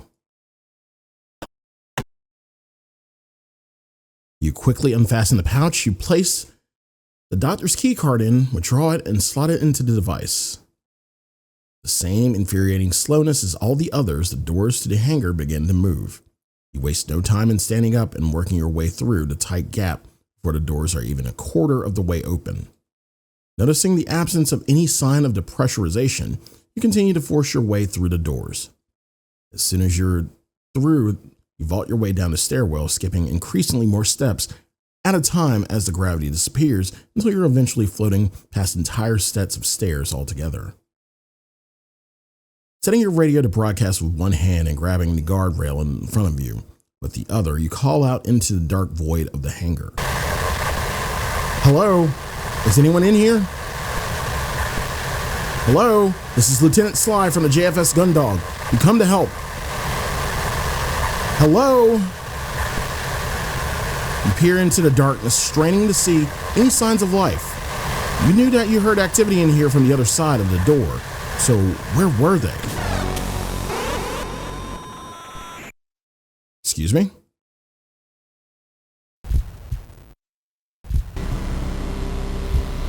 What the fuck?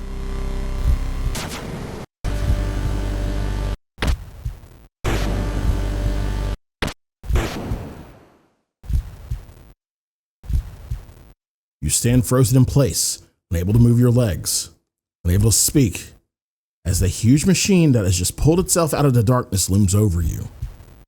It's unlike anything you've seen before. No ship, shuttle, armor frame, or worker pod that you know of looks the slightest a bit like this. As you will yourself to do something, anything, the thing in front of you remains totally motionless until suddenly, something deep inside you tells you that you've only got moments to react to whatever is going on. That's a good time to save. Run. Snapping out of your paralysis, you spin around, kick off the guardrail, and launch yourself towards the hangar entrance. Within seconds, you're already up the first flight of stairs and beginning to feel the pull of the O'Brien's gravity, when an intense light floods the stairwell. You stop and look down as the light fades and see whatever just happened has resulted in a slice through the flooring below.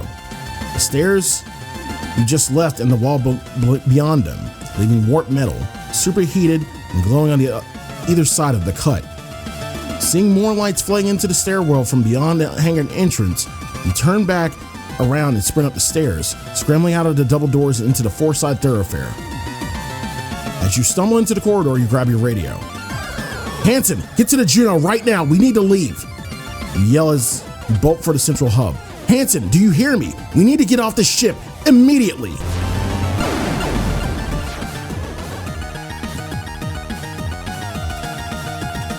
Hansen! You scream last time before sprinting down the remainder of the four-side thoroughfare.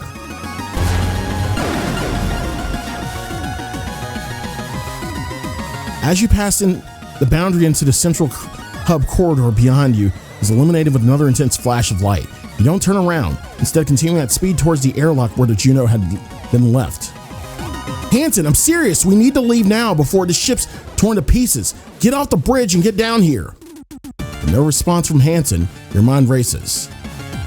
You're doing your best to formulate a plan when you look back at the four-side thoroughfare and see it's scored with huge cuts that run from floor to ceiling, the liquefied metal of the ship's structure framing their paths. God damn it! The same instinct that had saved you in the hangar kicks in, and you turn towards the airlock, racing towards the open entrance and the stars you see in the distance. As you head towards the open cockpit of the armored frame, you try and remember the startup sequence that will let you pilot it out of here. You begin to climb up the Juno's chest, and as you reach the top, look inside to see the pilot's seat empty. Ugh! God damn it, Crwys, where are you? Looking back towards the entrance of the airlock and seeing no one in the distance, you know you have a choice to make.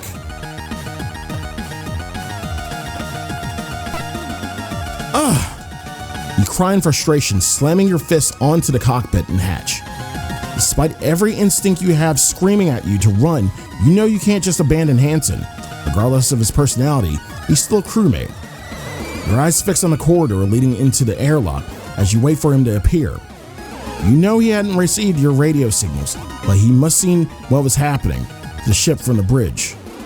Come on, come on, come on, come on, come on. You mutter, right leg beginning to twitch in anticipation.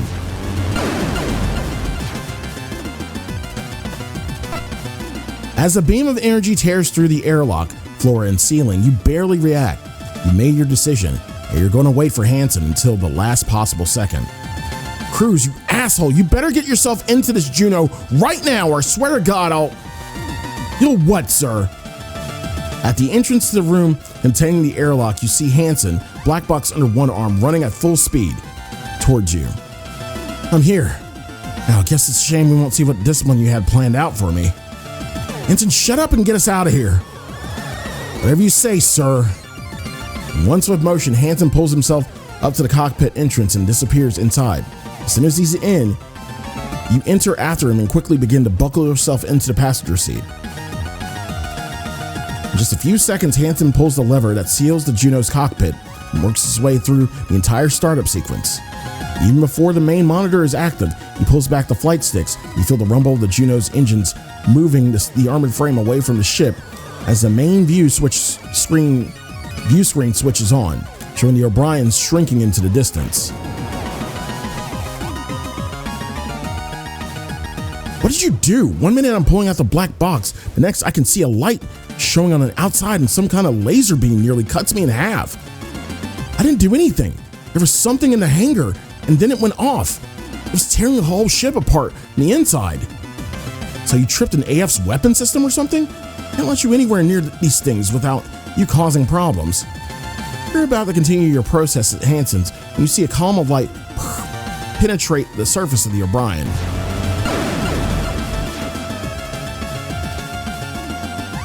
What the fuck?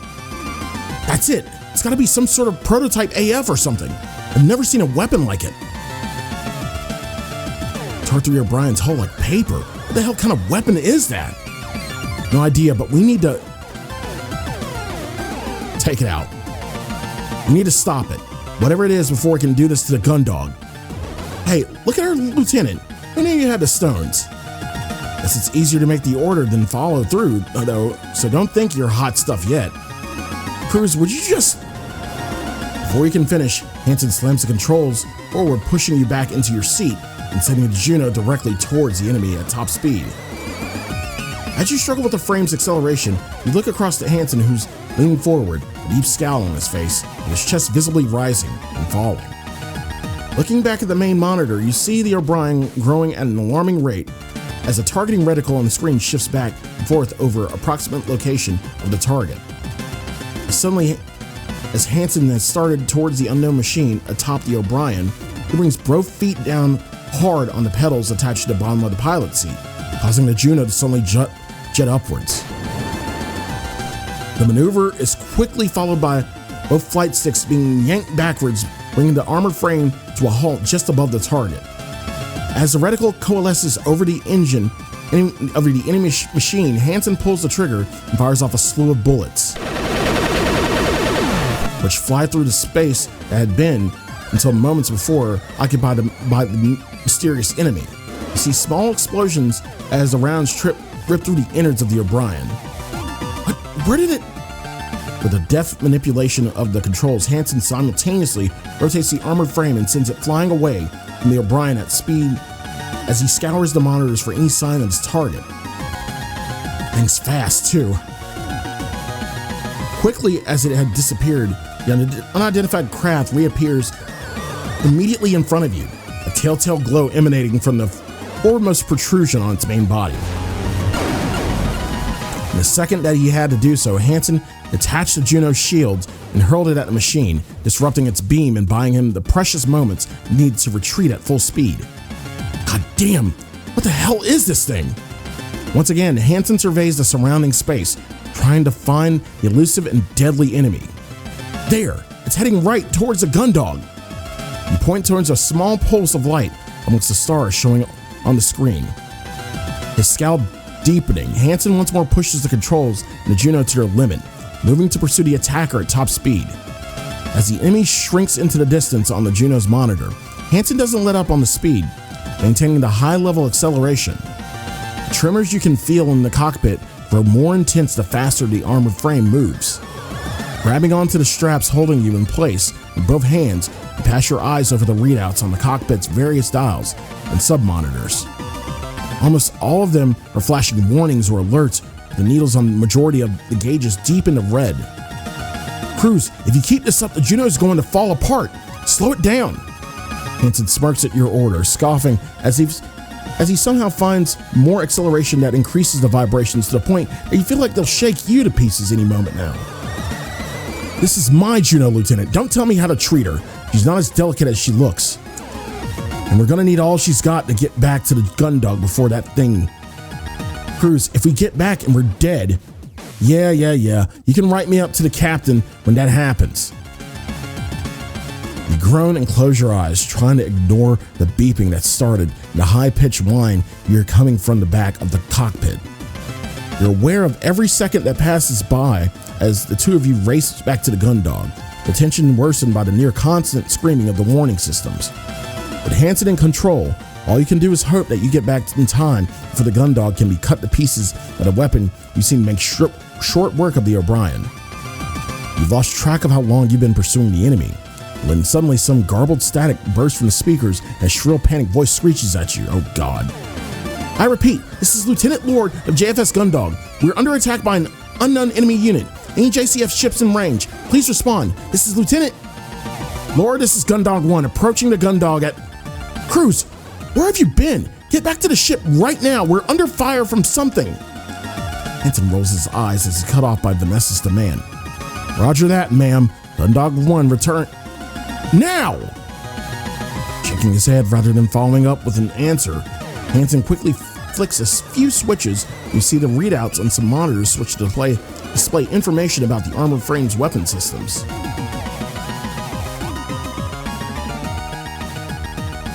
As he does this, you turn your attention to the main monitor. In the distance, you can see small lights flickering in and out. Surrounding a point in space, and the on-screen readouts inform you it is the Gundog. The Juno approaching, the ship at speed, you see that the lights are actually rounds being rapidly fired from the Gundog's point defense system, a collection of rotary cannons mounted on turrets along the ship's exterior. You can tell from their short bursts and their erratic shifts in direction that they're firing that the machine you ran into on the O'Brien is moving both quickly and unpredictably, with the automated cannons unable to keep up. Lord, this is Gundog 1. We're back at Crwys. What the hell is this thing? How would I know? Useless.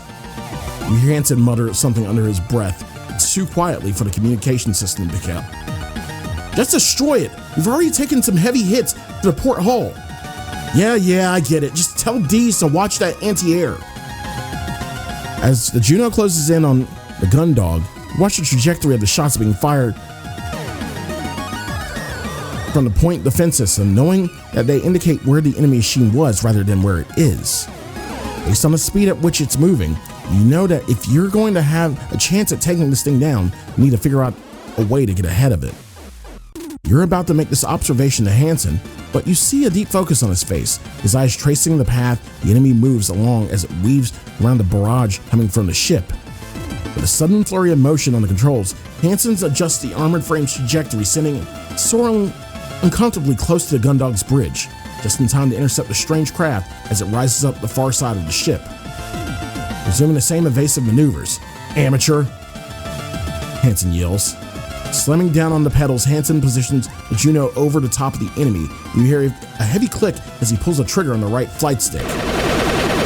Too easy!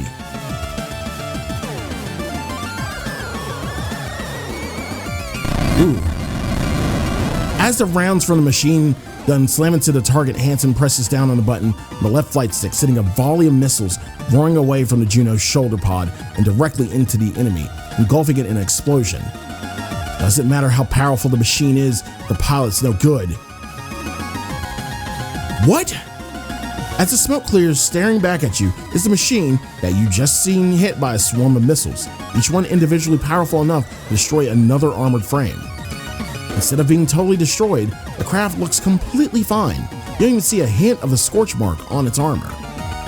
What is this thing made of? Hansen snarls, pulling the trigger on the right flight stick again, this time emptying the entire magazine into the target. As if totally indifferent to Hansen's assault, the craft turns to face you. You see an increasingly bright light begin to build in front of it, with sparks and crackles of electricity running along its nearby surfaces. Move! Don't tell me how to pilot! The ensign yells back at you as he navigates the Juno away from the beam that tears through the space you just occupied. Only seconds after what felt like a moment of triumph, the tables have been so thoroughly turned, you find yourself being slammed from side to side as Hansen execute a rapid series of maneuvers in an attempt to escape the enemy's pursuit. Huge beams of energy blast through the space around you every few seconds as the Juno dives, climbs, rolls, and banks. As he weaves through the hail of bullets coming from the Gundog's own defensive systems and attacks from the enemy machine, Hansen's breathing grows faster and faster. Hansen, we can't outrun it. We're gonna need to figure something out. His eyes flicking rapidly back and forth, monitor the gauge, and his hands twitching quickly, sending the Juno darting from place to place. Hansen doesn't seem to notice you at all. Hansen! Hansen! What? This isn't working. We need to do something. Don't tell me how to pilot! Stow it! You can't keep this up forever. We need to figure something out. As you yell at Hansen to get You get thrown into the side of the cockpit by a high-speed turn that he pulls off just as the huge beam passes overhead, illuminating the cockpit as its brightness fills the monitors. Come on then, sir. What do you have in mind? We should... You rack your brain trying to come up with some way to stop this impervious enemy. You just watch it take a direct hit from frame-busting missiles and come away without a scratch. If that didn't harm it, then nothing else Juno wielded would be able to stop it. Your thoughts race as you try to come up with a solution. How do you destroy the invulnerable? That's it! What? If the missiles won't take that thing down, nothing else we've got is going to be able to destroy it. Great. So what, Lieutenant? You think we should just surrender now? Let it destroy us? That's not what I mean. If we can't destroy it, then we need to change tactics. We need to try and disable it. Hansen glances across to you with a sneer, clearly about to criticize your idea, but before he can respond, his attention is taken by another blast from the enemy's energy weapon, which he evades at the very last moment. Dalton's been working on a compound to seal hull breaches. He's been turning it into an ammunition for the Juno's machine gun too. If it works, we can trap this thing. That stuff is made to set hard enough to act as a new hull. There's no way it could escape.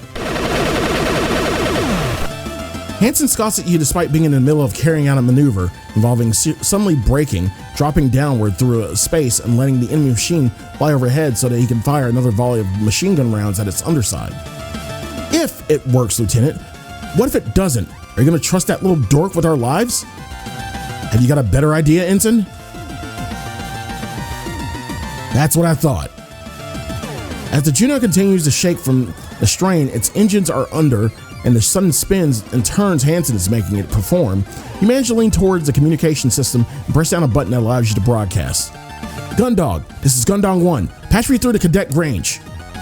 Don't touch my controls. Shut up, Hansen. I repeat, Gundog, this is Gundog 1. Patch me through to cadet. What do you want, Sly? We're just about to send Rumney out. The launch pads are damaged, so they're coming out the main hangar door. Deal with that thing for a few more minutes. Nothing we got on the Junos are gonna stop it, Lord. Just put me through to Dalton. He's busy getting Haru's AF out there. I'm in charge of this operation, Sly, so don't go distracting my... Lord, shut up. Put me through to Dalton right now. Lieutenant, we're doing our best to get Haru out there. We just need a... Dalton, forget about Haru. Did you manage to make any more of your sealant ammunition? Huh? Oh, yeah, I managed to make enough for 2 whole magazines, but send it out now. But, Lieutenant, I'm not tested. Now, Dalton. Yes, sir. The cockpit shudders as the armored frame breaks suddenly, following a tight corner that takes it around the rear of the Gundog and out of sight of the attacker. Although you're slammed backwards, Hansen remains focused and unleashes a barrage of machine gun fire just as the enemy soars past you. As you recover, you glare at Hansen. Was that necessary? Never waste ammo, Sly. Before the other craft can respond, Hansen quickly maneuvers away and you see the empty magazine eject from the Juno's machine gun. Range, sending ammo out on supply launch, heading 0 Mark 30, full thrust. Yes, sir, 0 Mark 30, launch in 4 minutes. Get it done in 2, kid. Yes, sir.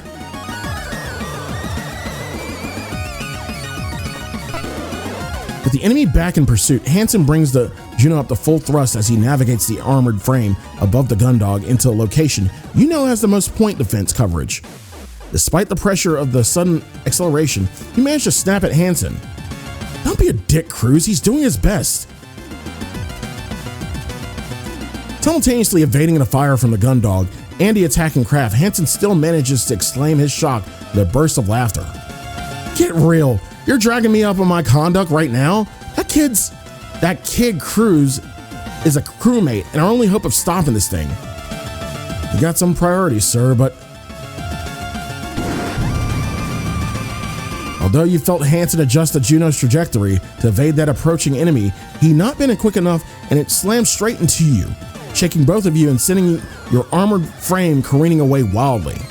God damn, Sly, if you want to write me up, do it later. Now just sit still and shut up. As As the attacking craft speeds away into the distance before stooping suddenly and turning on its axis to head back towards the gun dog, Hansen turns the Juno and speeds towards the front of the ship, moving to the location he instructed Dalton to send the ammunition. With the main monitor now focused on the open main hangar door, you can see Dalton, just as ordered, sending a supply launch rocketing toward you. The launch, little more than a large sled with a series of thrusters attached, speeds through the void towards you, and in a smooth motion, Hansen moves to meet it. He deftly manipulates the armored frame's hands to grab the machine gun magazine tethered to it without needing to stop. Pulling back just in time to evade another blast from the cannon, Hansen slams the flight sticks forwards, sending the armored frame tearing through space and towards the opponent. This better work, Sly. Before the craft can even evade, Hansen brings the machine gun to bear on it and holds down the trigger, the rounds all meeting their mark. As the shots land, the enemy machine is engulfed in a sudden expanding mass that billows outward from the point of impact and spreads all over its surface. Within seconds, the attacker is encased in a thick coating of Dalton's compound, which sets as suddenly as it expanded, leaving the craft's long appendages visibly struggling against material's restraining properties. Hey, that stuff's not bad. It's done good work. But we're not done yet. Hold on, Lieutenant. Despite being almost entirely encompassed in the sealant, your foe was still heading right at you. Where the hell do you think you're going? Hansen yells, sending the Juno straight towards the enemy. You're not going anywhere. With an impact that reverberates violently through the cockpit, the armored frame slams into the oncoming craft. Go to hell! Oh shit. You watch as with a rapid sequence of button presses on the right flight stick, Hansen commands the Juno to let go of its machine gun and draw its combat knife. The whole armored frame shakes with each impact as Hansen drives the knife over and over into one of the small portions of exposed armor showing amongst the massive sealant. Your world becomes a cacophony of noise as the clash of the knife on the armored surface of the enemy machine, the screams of the Juno's engines as they struggle to counteract the other craft's thrust, the various alarms and warnings all fill the cockpit. Go! Down! You... hell. Suddenly, you're forced back into your seat by a rush of acceleration. Hansen, what's going on? You just about managed to turn your head against the force of the thrust to see Hansen shunting the flight sticks back and forth, stomping on the pedals. Its engines must have cut out, but the controls have gone on ours. I can't stop them. As Hansen continues to struggle with the controls, Vanessa screeches at you over the radio, sounding more panicked than ever. Crwys, you're headed straight for the hangar. Change course, Crwys. I'm trying. Crwys, you're going to...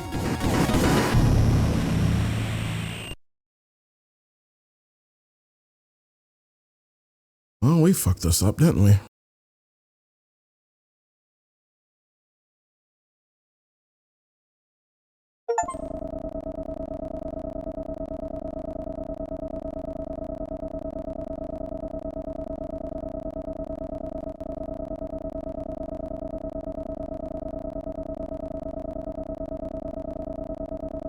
April 23rd, Planetary Calendar 214. Despite Ensign Crwys gaining an advantage against the unknown enemy craft that had attacked the JFS Gundog, mechanical failure in the engines of his Juno 3 resulted in both the unidentified machine and the armored frame crashing into the ship's hangar. Lieutenant Sly and Ensign Crwys were both quickly extracted from the armored frame and sent to the ship's sickbay. Upon being cleared for duty, Lieutenant Sly is ordered to the hangar to help secure the enemy craft. Outer Jovian space. The hangar of the Jovian patrol ship, JFS Gundog.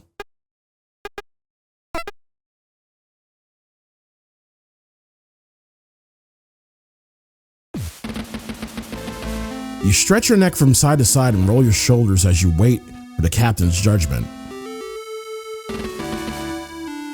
Dr. Rosarium had done his best for the neck injury he acquired during Hansen's less than textbook landing. The captain had been insistent that her sole security officer return to duty immediately.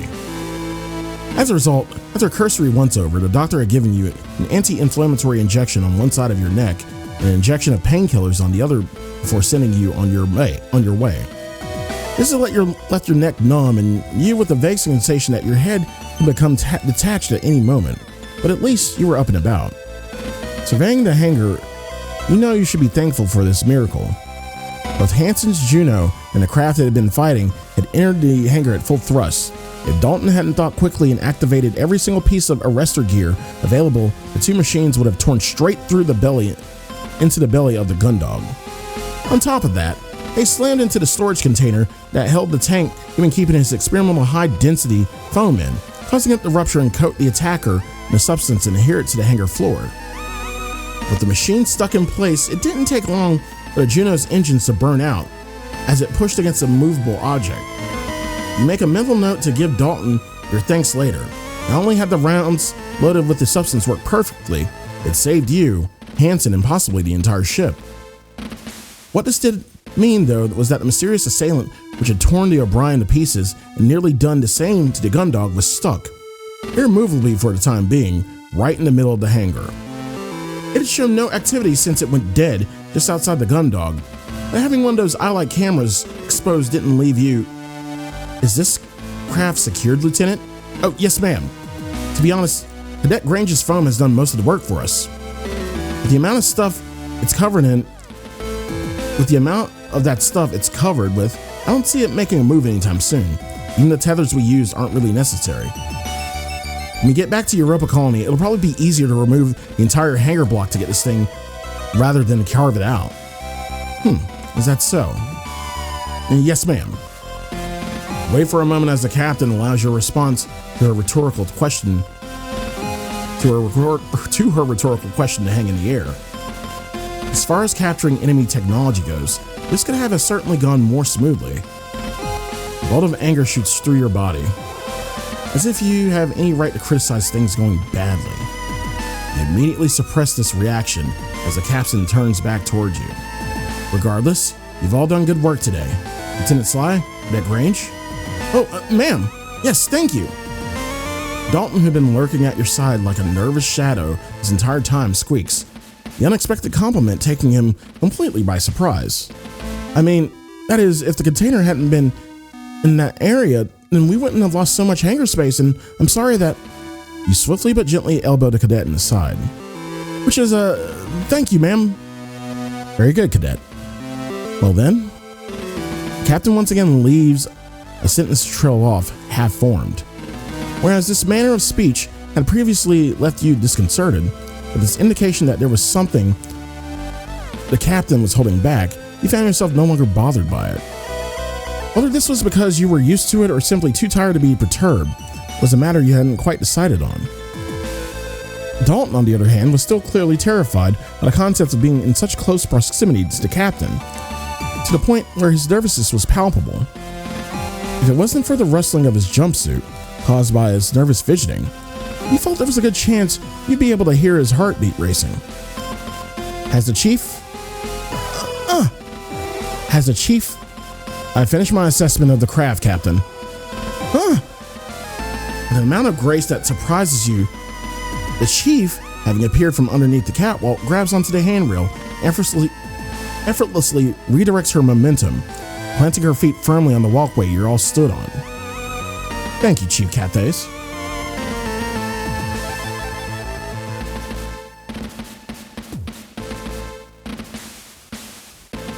Sorry I had to hydrate. And your assessment? Hard to say. Never seen anything like it. General structure is totally different from the humanoid construction you'd see on an AF.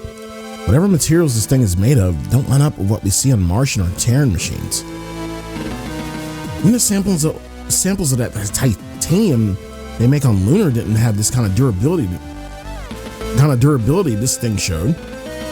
Based on the combat data from Crwys' AF, even that had been torn apart, plus no indications of a traditional drive system, which... Your security assessment, Chief Cathays? You stiffen as a wave of realization hits you, causing a painful twinge in your neck. As soon as you got out of the sickbay, the captain had ordered you to secure the craft. In your current state, still running on leftover adrenaline and recently dosed up on medication, he followed that order to the letter, completely forgetting about assessing any potential risk. Right, yes, Captain. There's no signs to indicate that this craft is active anymore. No measurable electronic activity, the readings suggest an active reactor. Looks like the whole thing has been totally shut down. The only reading that showed anything was a boson count, surrounded by a massive amount of residual distortion. No idea why, though. You need a whole engine to put out the amount of registering around it. As far as I can tell, Captain, whatever this thing might be, it's not doing anything anytime soon. I see. And the pilot? If there is anyone in there, they aren't getting out. I've checked out all over the visible portions of its structure. There's no trace of a cockpit hatch or entry panel. With how strong Cadet Grange's compound is, there's no way they'd be able to break through. You must have gone pretty heavy on the cyanoacrylates, huh, Cadet? The chief asked with a wink. Yes, ma'am. Sorry, ma'am. It's a good thing, Cadet. If you hadn't, this thing might have been able to tear its way out and continue its rampage around the ship's inside. Best way I can put it, Captain, I don't know if they got enough oxygen and emergency rations in there to last until we get back to Europa, because we aren't getting them out. And you, Lieutenant? You'd hope that the chief's explanation would suffice, but the captain had turned her attention to you expectantly. I think Chief Cathays has just about covered it, Captain. I didn't see anything that looked like a hatch when we were securing it, so I don't think anyone's getting out of it. I see. Nothing to add? You spent a brief moment trying to come up with some other comment you can add to what the chief had said, but feeling another twinge in your neck layer over the already present exhaustion, you realize you simply don't have the energy. No, ma'am. Well, it makes life easier. If classes weren't designed with brigs. The captain takes a moment to move to the railings and places her hands onto them, resting what little of her weight remains in this low gravity on the support, while also drumming her fingers against them. As you watch Captain Bartermews, you see a brief glimmer of a spark in her eyes, a slight change transforming her in front of you from the consistently disinterested captain you know to a canny, analytical version of herself. She turns back to face you, pivoting on one hand. She keeps on the railing. In that case, my priority is getting this back to Europa Colony where it can be investigated properly. The less time we have this on board, the less risk it poses to us. Chief Cathays, I want those engines online now. Cadet Grange, I want instant Crwys' Juno fully operational and combat ready. If this decides to reactivate it, I want to be ready for it. Lieutenant Sly, I want you on active patrol until Ensign Crwys is out of sickbay. You, Rumney, and Crwys will be carrying out patrols around the clock until we dock at Europa. This thing has shown itself to be full of surprises. Just because we can't see a way for the pilot to get out doesn't mean there isn't one. Carry out a normal patrol and then report back to me. I'll be in my quarters writing this up. Understood? The three of you snap to attention and throw a salute in perfect synchronization. Even the chronically fidgety Dalton maintains a perfectly still professional countenance. Yes, ma'am. Yes, ma'am. Yes, ma'am. Very good. Dismissed. With a shove against the railing, the captain launches herself towards the hangar entrance, and the three of you drop your stiff postures as soon as she's out of sight. Hell of a day, huh, Lieutenant? You roll your shoulders once again, trying to get rid of the stiffness that's working its way back into your neck. That's putting it mildly. As you think back over the day, it feels like it's been a week long with everything that's happened. It felt like you hadn't slept for that long either. You're not wrong, Chief. As you look back to the enemy craft, you can't help but feel like its exposed camera lens is pointing straight at you. Swallowing nervously, you can turn away, then wavering mechanical glare fills you with a sense of dread. So what do you think? Is it really out of action? Like I told the captain, as far as I can tell, this thing isn't going anywhere soon. Still, doesn't mean that I want to hang around with it glued to the inside of my hangar. The sooner we get back to Europa, the better. And to do that, I need to get the Gundog's engines up and running. So I'm going to head back to the engine room. We all got jobs to do, so no time to stand around chatting if we want to get our unexpected passenger back to Europa Colony. Cadet? Chief? The main thruster module on Crwys' Juno is completely fried. Don't bother trying to salvage it. It's gonna need a wholesale replacement, understood? Yes, Chief.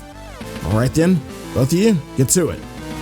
With that, the Chief launches herself off a nearby railing towards the hangar entrance. Much like you had with the captain earlier, you watch as she disappears, relaxing slightly once she's out of sight. As you look around your surroundings, you see that Dalton has already made his way toward Hansen's Juno, leaving you alone. You kick off the catwalk and begin to gently drift towards the hangar exit, taking one last look back at the hangar before you leave. Aside from the sounds of Dalton's exploratory tinkering on Hansen's Juno and the background hum of various air handling systems, the hangar was effectively silent. This made the sight of the previously hostile machine lifelessly positioned right in the middle of it all the stranger. Still, the Chief seemed adamant that there was no chance it was going to go anywhere, and looking at it now, you have no reason not to believe her. Time for patrol then. Holy shit. Actually, no. Let's save.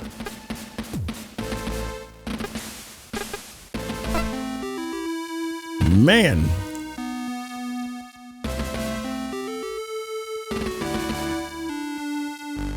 Let me get a little bit more hydration.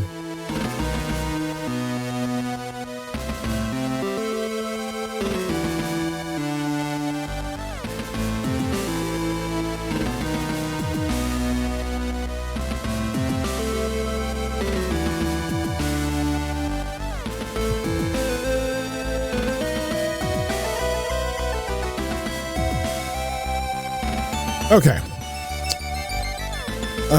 Now what is our task? Got an engineering, go into fire control.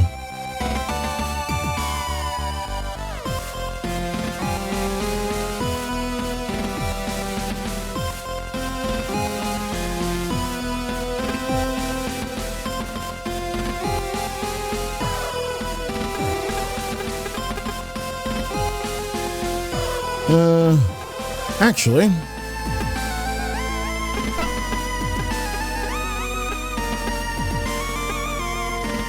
I'm gonna go to the mess hall.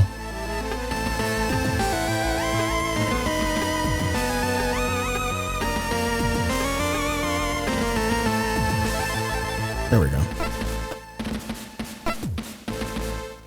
Before you even head into the mess hall, the aroma of machine-made coffee and pancakes wafts down the four-side thoroughfare, and your stomach growls audibly. You hadn't really realized how hungry you were until now, but with the scent of rich food in the air, your body begins to let you know, in no uncertain terms, that you are ravenous.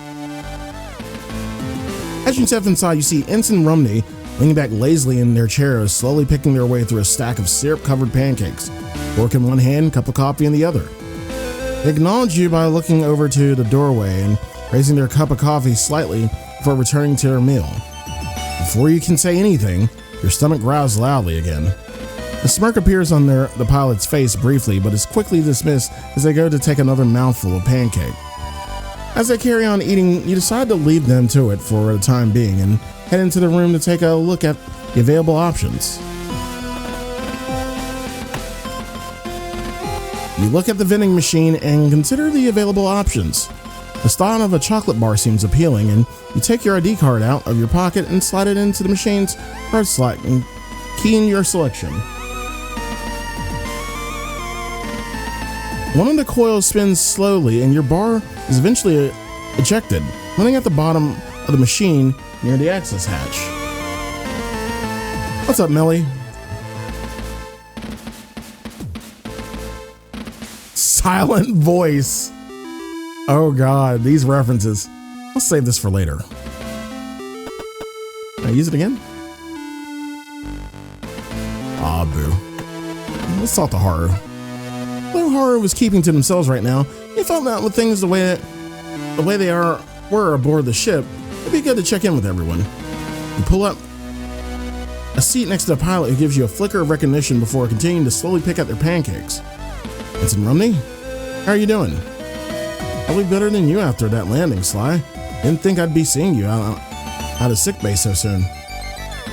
Yeah, well, I was lucky that... So is Hansen out too? Oh no, he's still being seen by the doctor. When I left, he was taking him into the surgery wing. Something about artificial ossification?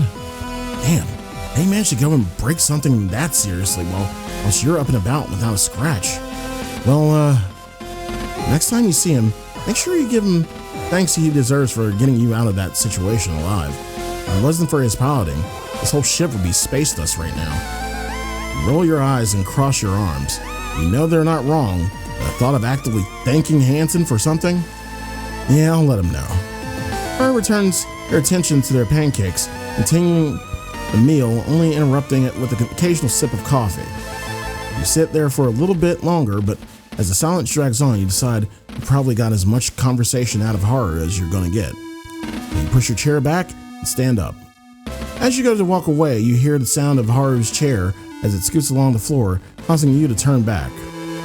I'm serious, Lieutenant. Make sure you tell him. You look on at Haru for a moment, and then mentally shrug as you turn away again. I heard you the first time, Ensign. Don't worry.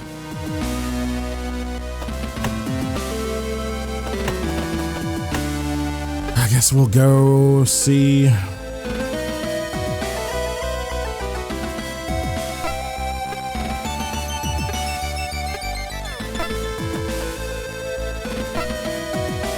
After you input the passcode to Cassie's quarters into the terminal outside of her quarters, the door slides open smoothly, and you step inside.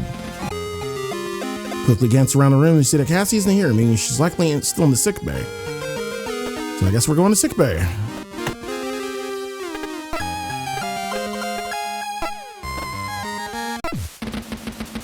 Even before the elevator's doors open, your hand is raised to preempt the harsh brightness of the sick bay's lighting. A powerful aroma of disinfectants wafts into the elevator as the doors slide open and the light shines brightly through the widening gap. Accustomed to both these features of the sickbay, you're no longer bothered by them. As always, everything appears in order, although you quickly notice that the doctor isn't at his desk. Looking over to the left of the room, you see a light illuminated above the doorway leading to the surgery wing. Its large gallery window having taken on a frosted effect, obscuring the view of the inside and beyond some vague shapes. The doctor had been able to patch you up pretty quickly, leaving Hansen to wait for the necessary procedure that now seemed to be underway. Looking back to the beds, you now see Cassie tossing and turning, uncomfortably, feeling fast asleep when you and Hansen were brought in, to a point where you wondered if she'd been sedated. But now she was fidgeting and groaning, and appearing in genuine discomfort. Cassie? Cassie, is everything all right? You lay your hand on her shoulder and take her hand in yours. Hey Cassie, can you hear me? What's wrong? Oh, that's you, Fox. How's the mission? Did everything... As she lets out a scream, Cassie yanks her hand away from yours, bringing it up to her head, and using it alongside her free hand as if trying to hold her head together. Completely overtaken by pain, Cassie thrashes around on the bed. It's all you can do to stop her from throwing herself off it. Hey Cassie, it's all right. It's gonna be okay. You look around in panic, unsure of what to do. Your first instinct is to get Dr. Rosarium, as he's in the middle of a surgical procedure. You don't think he'd be able to drop everything just to come to Cassie. Cassie, did the doctor leave you anything? Any instructions? Tablets? Yeah! Cassie, come on, anything. Pills, on the counter. Without a moment's hesitation, you dash over to the countertop where you can see half a split blister of tablets atop a box of more of the same. You grab a nearby small glass, fill it with water from the hand washing station, and take it and the tablets over to Cassie. Hey Cassie, wake up and take these, come on. You slide your arm under Cassie's back and gently bring her up to an upright position, keeping your arm in place to prop her up. Oh hey honey,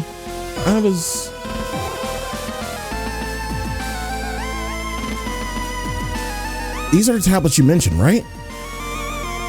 Cassandra's still in a daze, looks at the glass of water and pills you hold up to her, slowly reaching out to take the glass and then some tablets. Oh yeah, doctor said they help the headaches. Dreamily, she places two in her mouth, and you help her with a glass of water. She drains it, and after you take it off her, you lower her back down onto the bed. Thanks, sweetie. You remain standing over Cassandra for a few minutes, and it looks like she's fallen into the same heavy slumber as she was in when you were brought down here earlier. You squeeze her hand before turning to leave, but before you can step away, you feel a gentle grip on your wrist. Hey, come back in a bit. I want to hear about your day. Before she can finish the sentence, Cassie slumps back onto bed, releasing you. Sure thing, Cassie.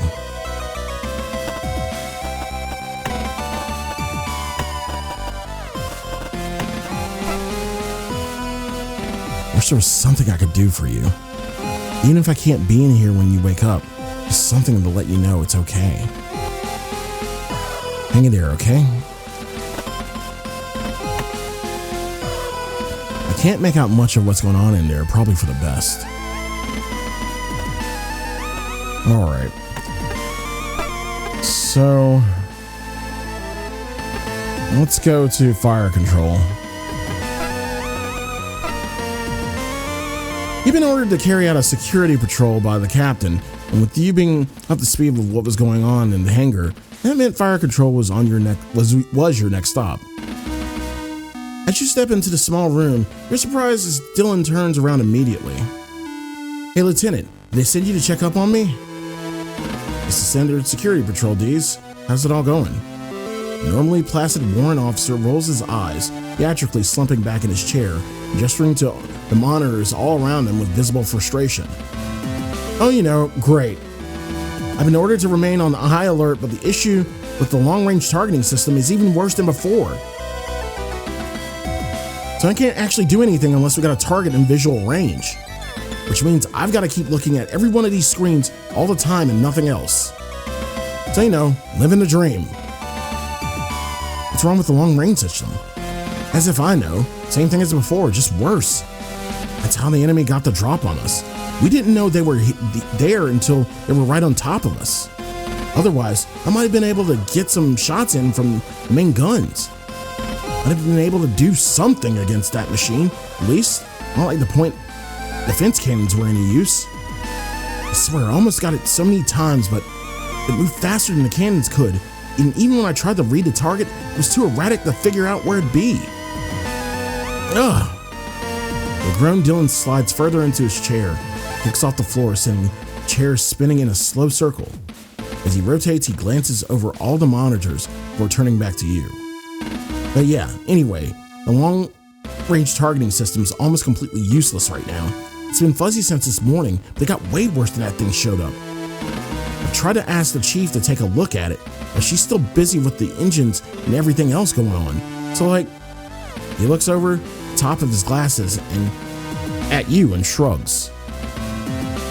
It is what it is, you know? Dylan makes another rotation, this time gently brushing his hand over the targeting system controls, shifting their focus slightly as he rotates past them. So what's up with you, Lieutenant? Got pretty gnarly out there, huh? You alright? You take a moment to rub your neck. You noticed it was beginning to stiffen and the pain was creeping in around the edges. Hopefully whatever the doctor had given you would hold out for a few more hours. Yeah, not too bad, Dees. Thanks for asking. That's good, yeah.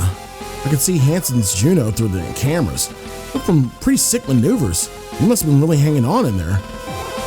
Think back to how you'd been thrown around the cockpit by some of Hansen's stunts. The experience of clinging onto the temporary passenger seat wasn't one you wanted to relive soon.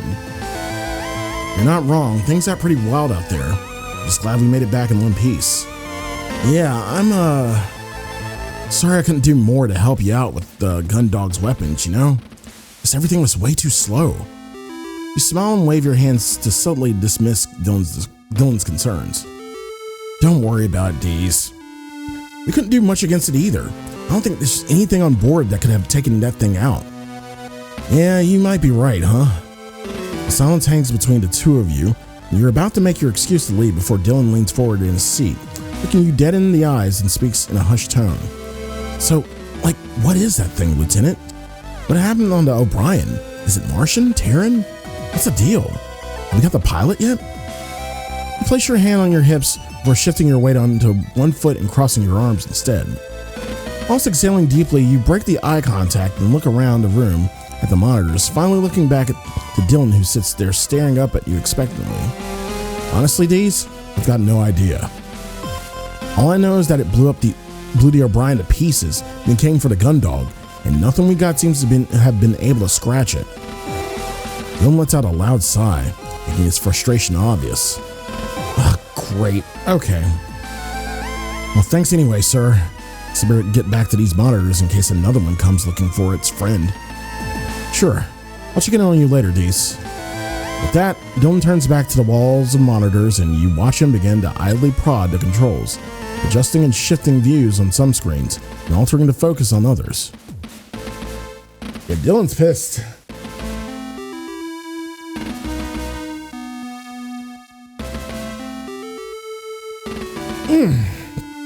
Okay, where are we going next?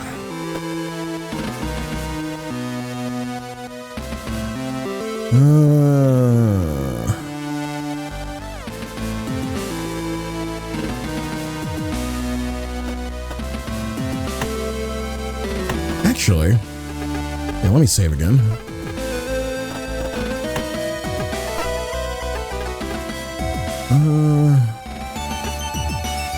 I'll go back to the hangar. Hey, Dalton!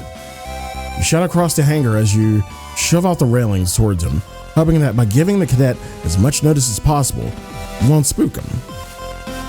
Lieutenant, how can I help you, sir? You sigh inwardly. Although he wasn't alarmed or shocked, you could tell he was more nervous than usual. Nothing to worry about, cadet, just part of the patrol, making sure to check in on everyone. How are you doing? Well, I'm doing all right, Lieutenant, thank you.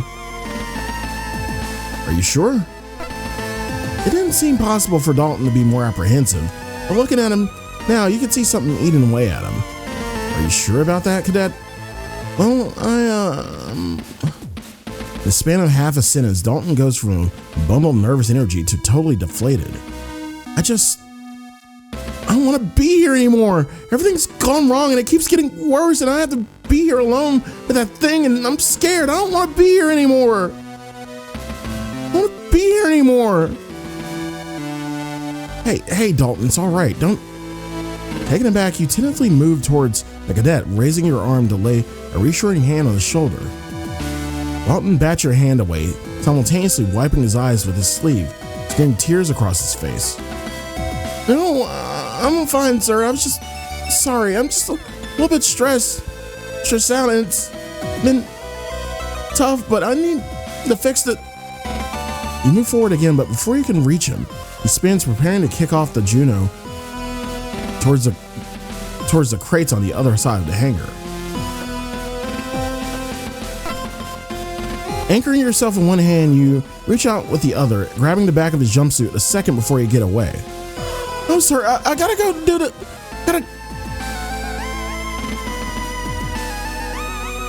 You strain for a moment against the force of his momentum, but your grip holds and you're drawn back to you. Sir, Dalton, it's all right. Having done nothing to stop himself, the force of you pulling Dalton back leaves him to slowly float into your chest. It's gonna be okay.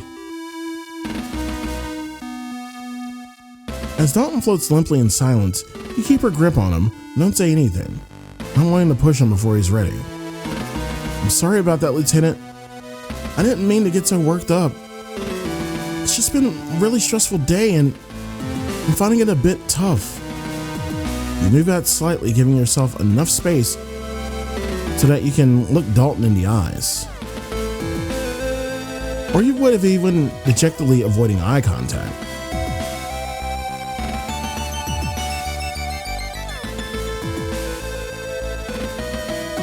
Hey, cadet, like I said, it's all right.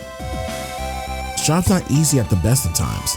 It's fine to be stressed out. I know, but I really shouldn't be. You release your grip on his jumpsuit, laying the hand on his shoulder instead. Come on now, it's fine. You're right, it's been a really stressful day.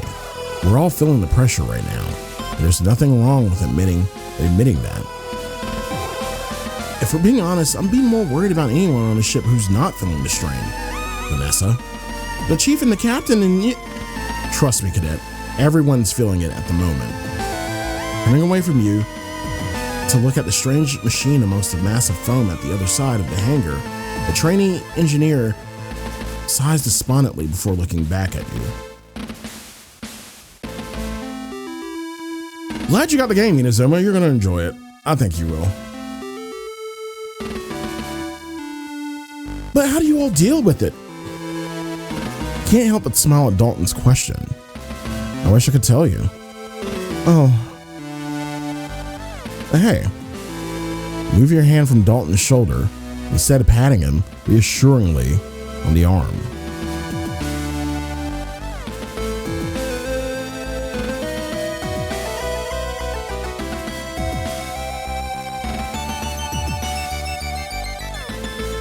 You're doing good work. I know it's tough, but just focus on what you got to focus on. Let's worry about the rest, okay? Thank you, sir. I'll do my best. That's all you can do, Cadet. Letting another deep sigh out, Dalton turns back to the engine module he'd been preparing to move, grabbing on to a handle sticking out of an open maintenance hatch, with one hand rubbing his still teary eyes with the back of the other. I should really be... Of course, no problem. Good.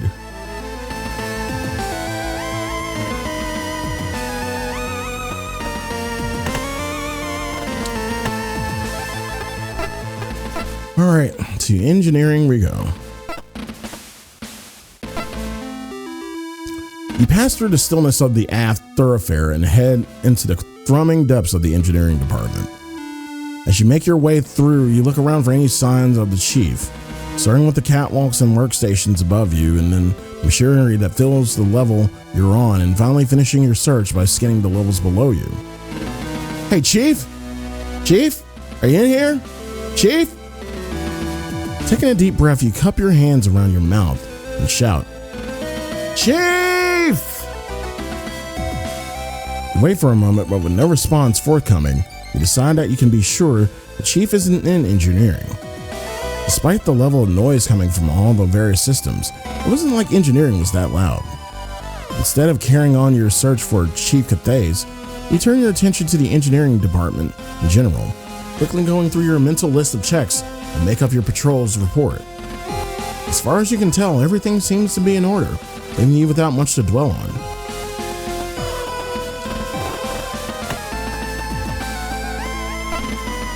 The doors to the engine room slide open in front of you, and you're met with the disheartening sight of the huge engine remaining totally stationary, devoid of its normal rotation. The sense of stillness that permeates the vast area you stood in is disconcerting. The only thing breaking the all-engulfing silence is a constant grumble coming from the lone figure of the chief leaning over a control panel in the distance. Chief, everything all right? You call out as you approach her. No, damn it, Lieutenant, it's not. You're a little taken aback by both the chief's cursed response, also that you didn't need to pester her in order to drag her attention away from what she's doing. Oh, no? No! If I didn't know better, I'd call it sabotage, but no one else on the ship has the know-how to do that kind of thing. So right now, I look like an idiot who can't get the NPEs back online. Whoa, Chief, hold on, sabotage? It's not sabotage, Lieutenant. Like I said, no one on the ship would know how to do this kind of thing. But I've ruled out hardware issues. I've never seen this software do a full reset on the startup process before. So unless it's something I'm missing, like an idiot, then... Chief, what's going on? I've gone through the entire startup process. I'm just about to fire up the NPEs when that machine crashed into the hangar and I had to go and secure it. The status of everything should have held at that point until I got back, and it would have been straightforward to just enter a few commands and restart the engines. But the chief lashes out with her boot, striking the bottom of the casing of the control panel she'd been working on. The whole process has been reset, and all my calibrations and checks have been wiped. I've had to start from the very beginning. A lot of the MPEs online can't even get the ship moving, let alone get the HFDD started. Until I can get the HFDD up and running, I'm stuck here instead of being in the hangar figuring out what's going on with that machine. It's killing me. And every second I waste screwing around with the engines is another second we're adrift out in the boonies with God knows what in our hangar. Ugh.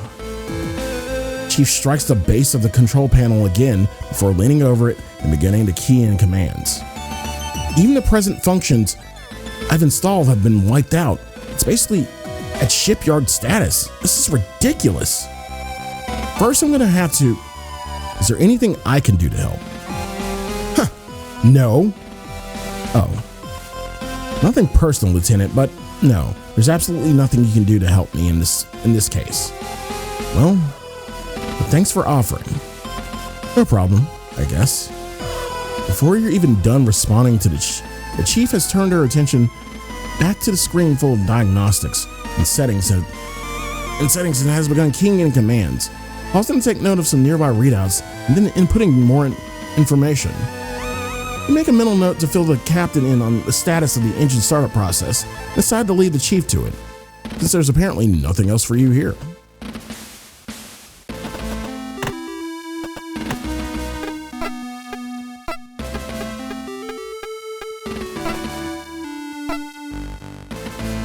Well, I've taken a look at everywhere I need to. I guess it's time to report to the captain. Unless there's something I'm forgetting to check out. Yeah, let's carry on patrolling.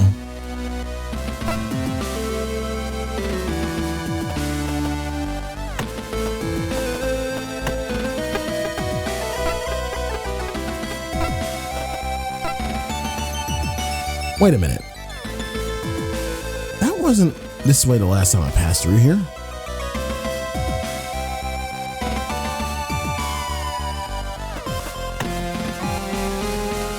Maybe Dalton didn't replace this correctly. It must have shaken loose during the battle. It was definitely attached the last time I was here. Oh no. This definitely wasn't like this when I came through here earlier.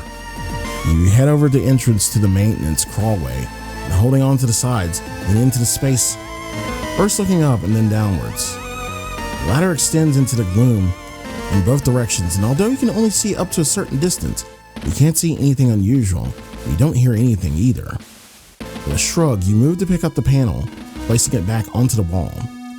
It takes a little bit of trial and error, but eventually, you get the panel attached again. Give it a few knocks for good measure. That should do for now. What's up, Penguin?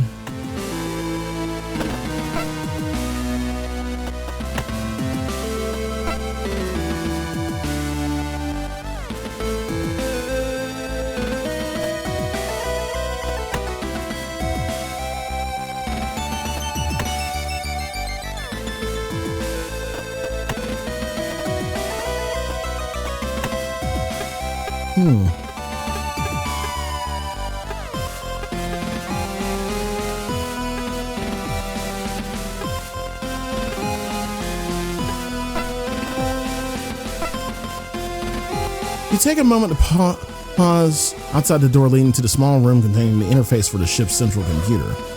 Despite looking like any other door on the ship made distinct by the stencil paintwork stating what lies within is the ship's mainframe, you can feel the weight of the significance of what lies beyond it.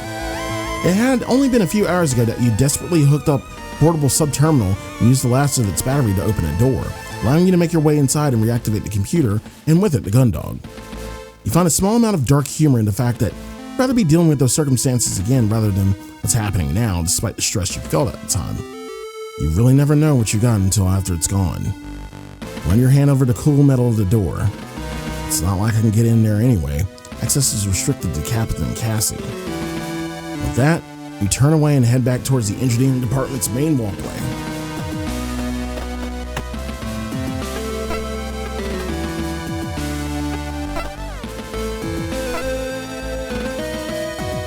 Nothing in the armory.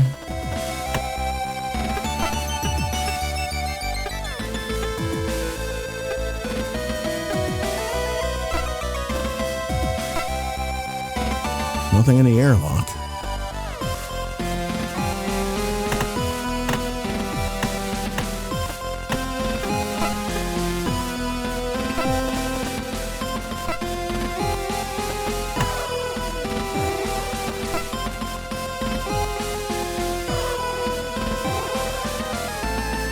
Yeah, this is the whole conversation with Haru we've already had.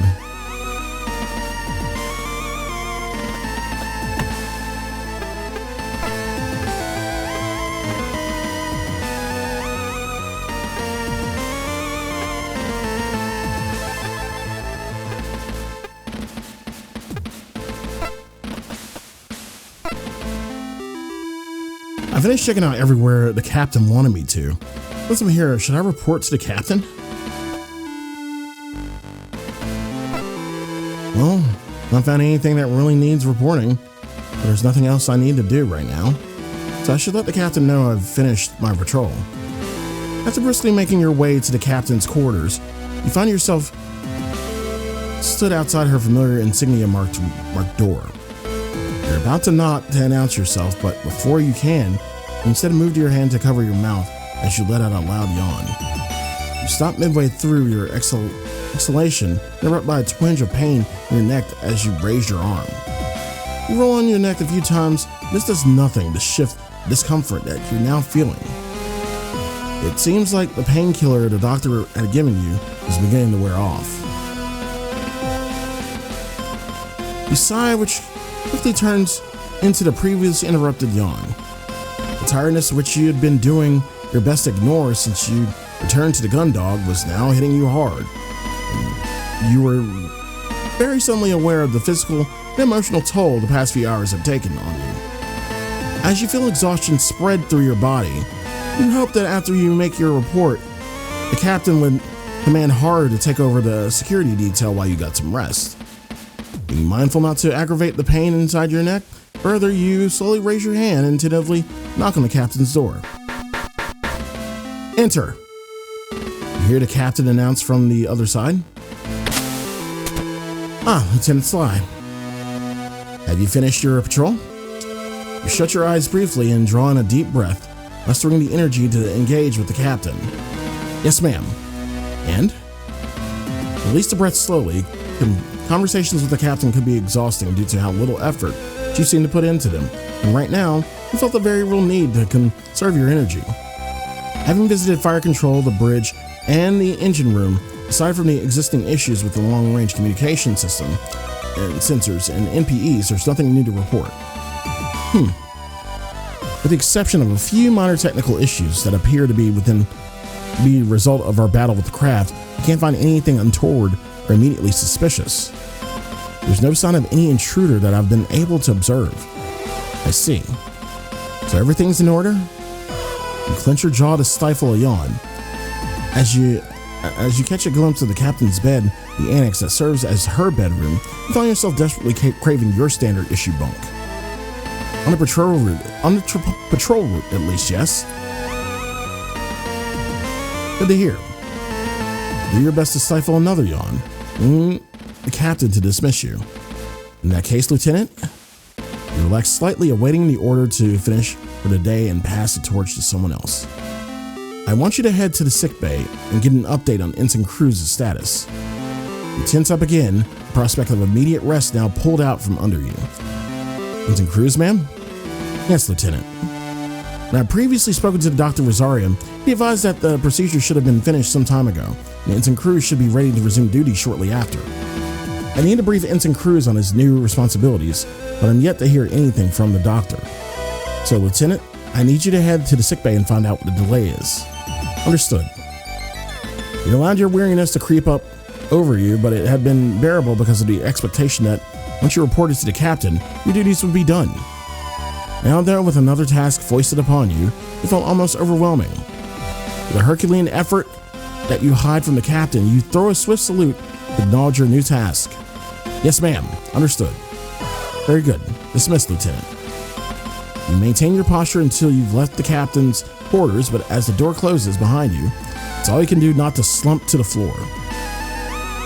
This must be the last thing she has for me to do today. There must be no way. You sigh deeply and pinch the bridge of your nose, taking a moment to wallow in your exhaustion until you feel ready to face this latest challenge. All right, let's go. I really didn't go to the bridge, so I think I'm gonna go to the bridge. Should have gone to the bridge.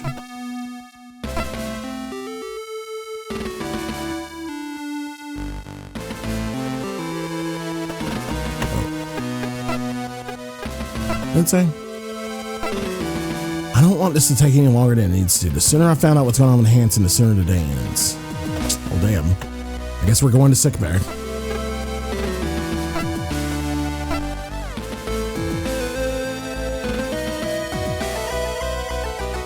You lean back against the rear wall of the elevator and shut your eyes, savoring the brief moment of relaxation that comes from resting on the cool metal of the wall and listening to the gentle hum of the elevator's movement.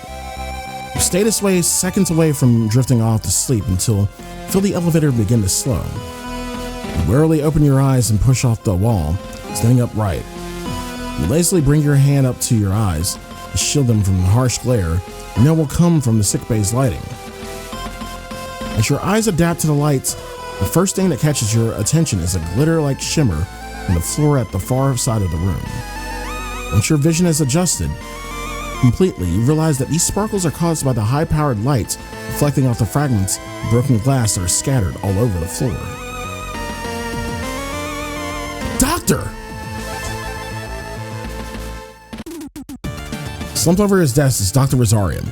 As you approach him, the dread is replaced with nausea. You see his one organic eye remains open, staring straight downwards, but devoid of life. Doctor! Damn it! Quickly draw your electroshock weapon as you look over to the bed with Cassie on it. Cassie! Seeing her lying still, you move swiftly over to check that she's alright and feel a rush of relief as you see her chest rise and fall. A shiver runs up your spine as you hear the sound of someone stepping on broken glass behind you. You hold your breath, wait for a single second, and then swing around, bring your gun to bear on where you had heard the noise coming from. As you swing your arm around it, it's immediately intercepted, stopping its arc before you can aim at where the noise behind you had come from. All you have time to process is a fist flying towards you, striking you square on the chin. There's nothing you can do but stagger backwards. Within a second, you're unconscious. Oh no.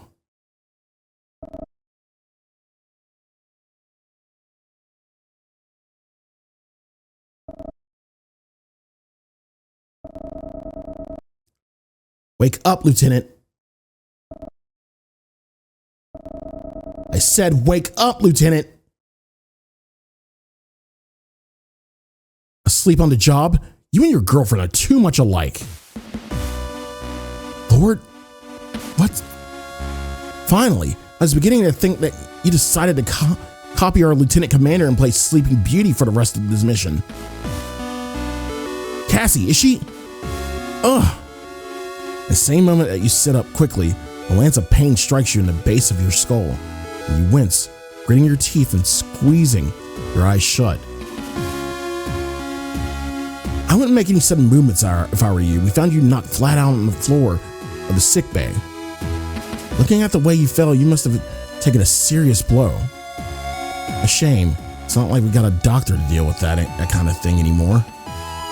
Moving more slowly this time, you bring yourself upright and maneuver so that you're sitting on the edge of your bunk. You keep your head bowed as you tentatively feel the back of it where you hit the floor. Dr. Rosarium, he's dead. You must not have gotten a good look at him, but someone pulled his plug. Kind of funny when... Okay, Lieutenant Lord, that's enough. What about Commander Quinn? Is she... What? You don't want to know more about the doctor? Aren't you already planning your investigation?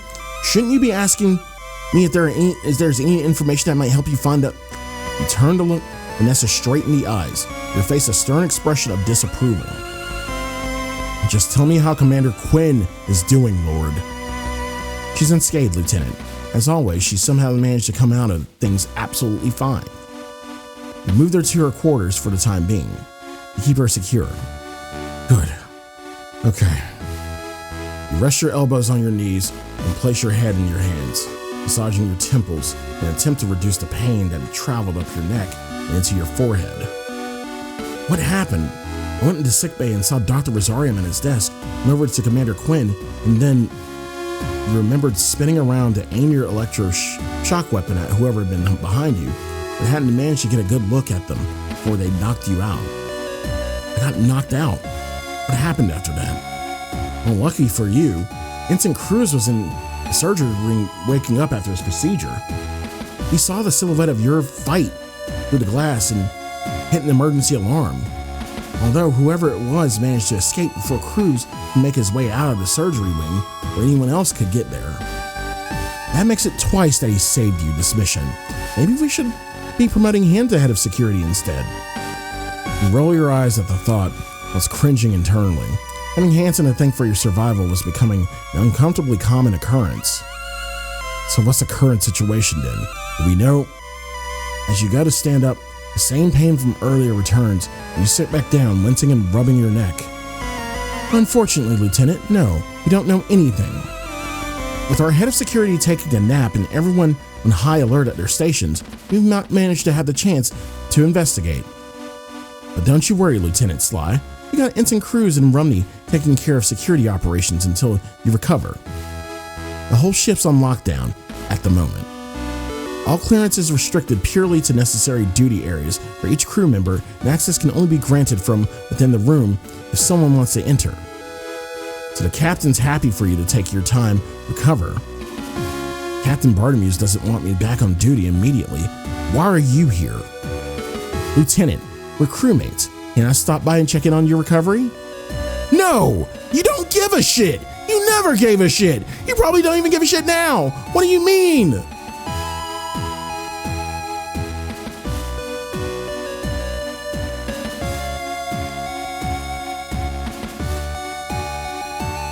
You shoot Vanessa a stern expression, raising your eyebrow but staying silent. Oh, fine, Lieutenant. I wanted you to understand the full stakes of what's happening right now. We're stuck out here with no communications system. Our doctor's dead. Our lieutenant commander is inconveniently out of action for the foreseeable future. We got a hostile craft set in our hangar. And with all this going on, our captain's guidance is to just lock things down and carry on. Oh, God.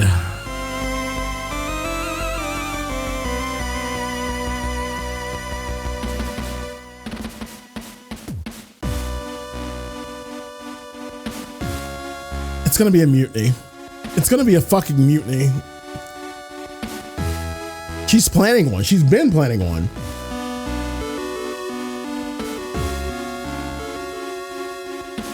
Considering the circumstances, you'd think she'd go with a bit more of a proactive approach, wouldn't you say? Lord, what are you getting at? Nothing, Lieutenant. Don't worry about it. No, I'm worried. I'm extremely worried.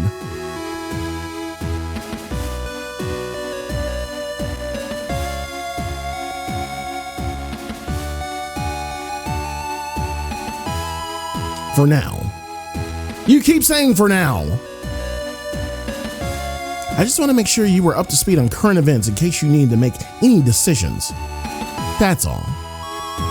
Anyway, take these and get some sleep. You react with a start as Vanessa throws a small packet of painkillers to you. You catch it and turn it over in your hands.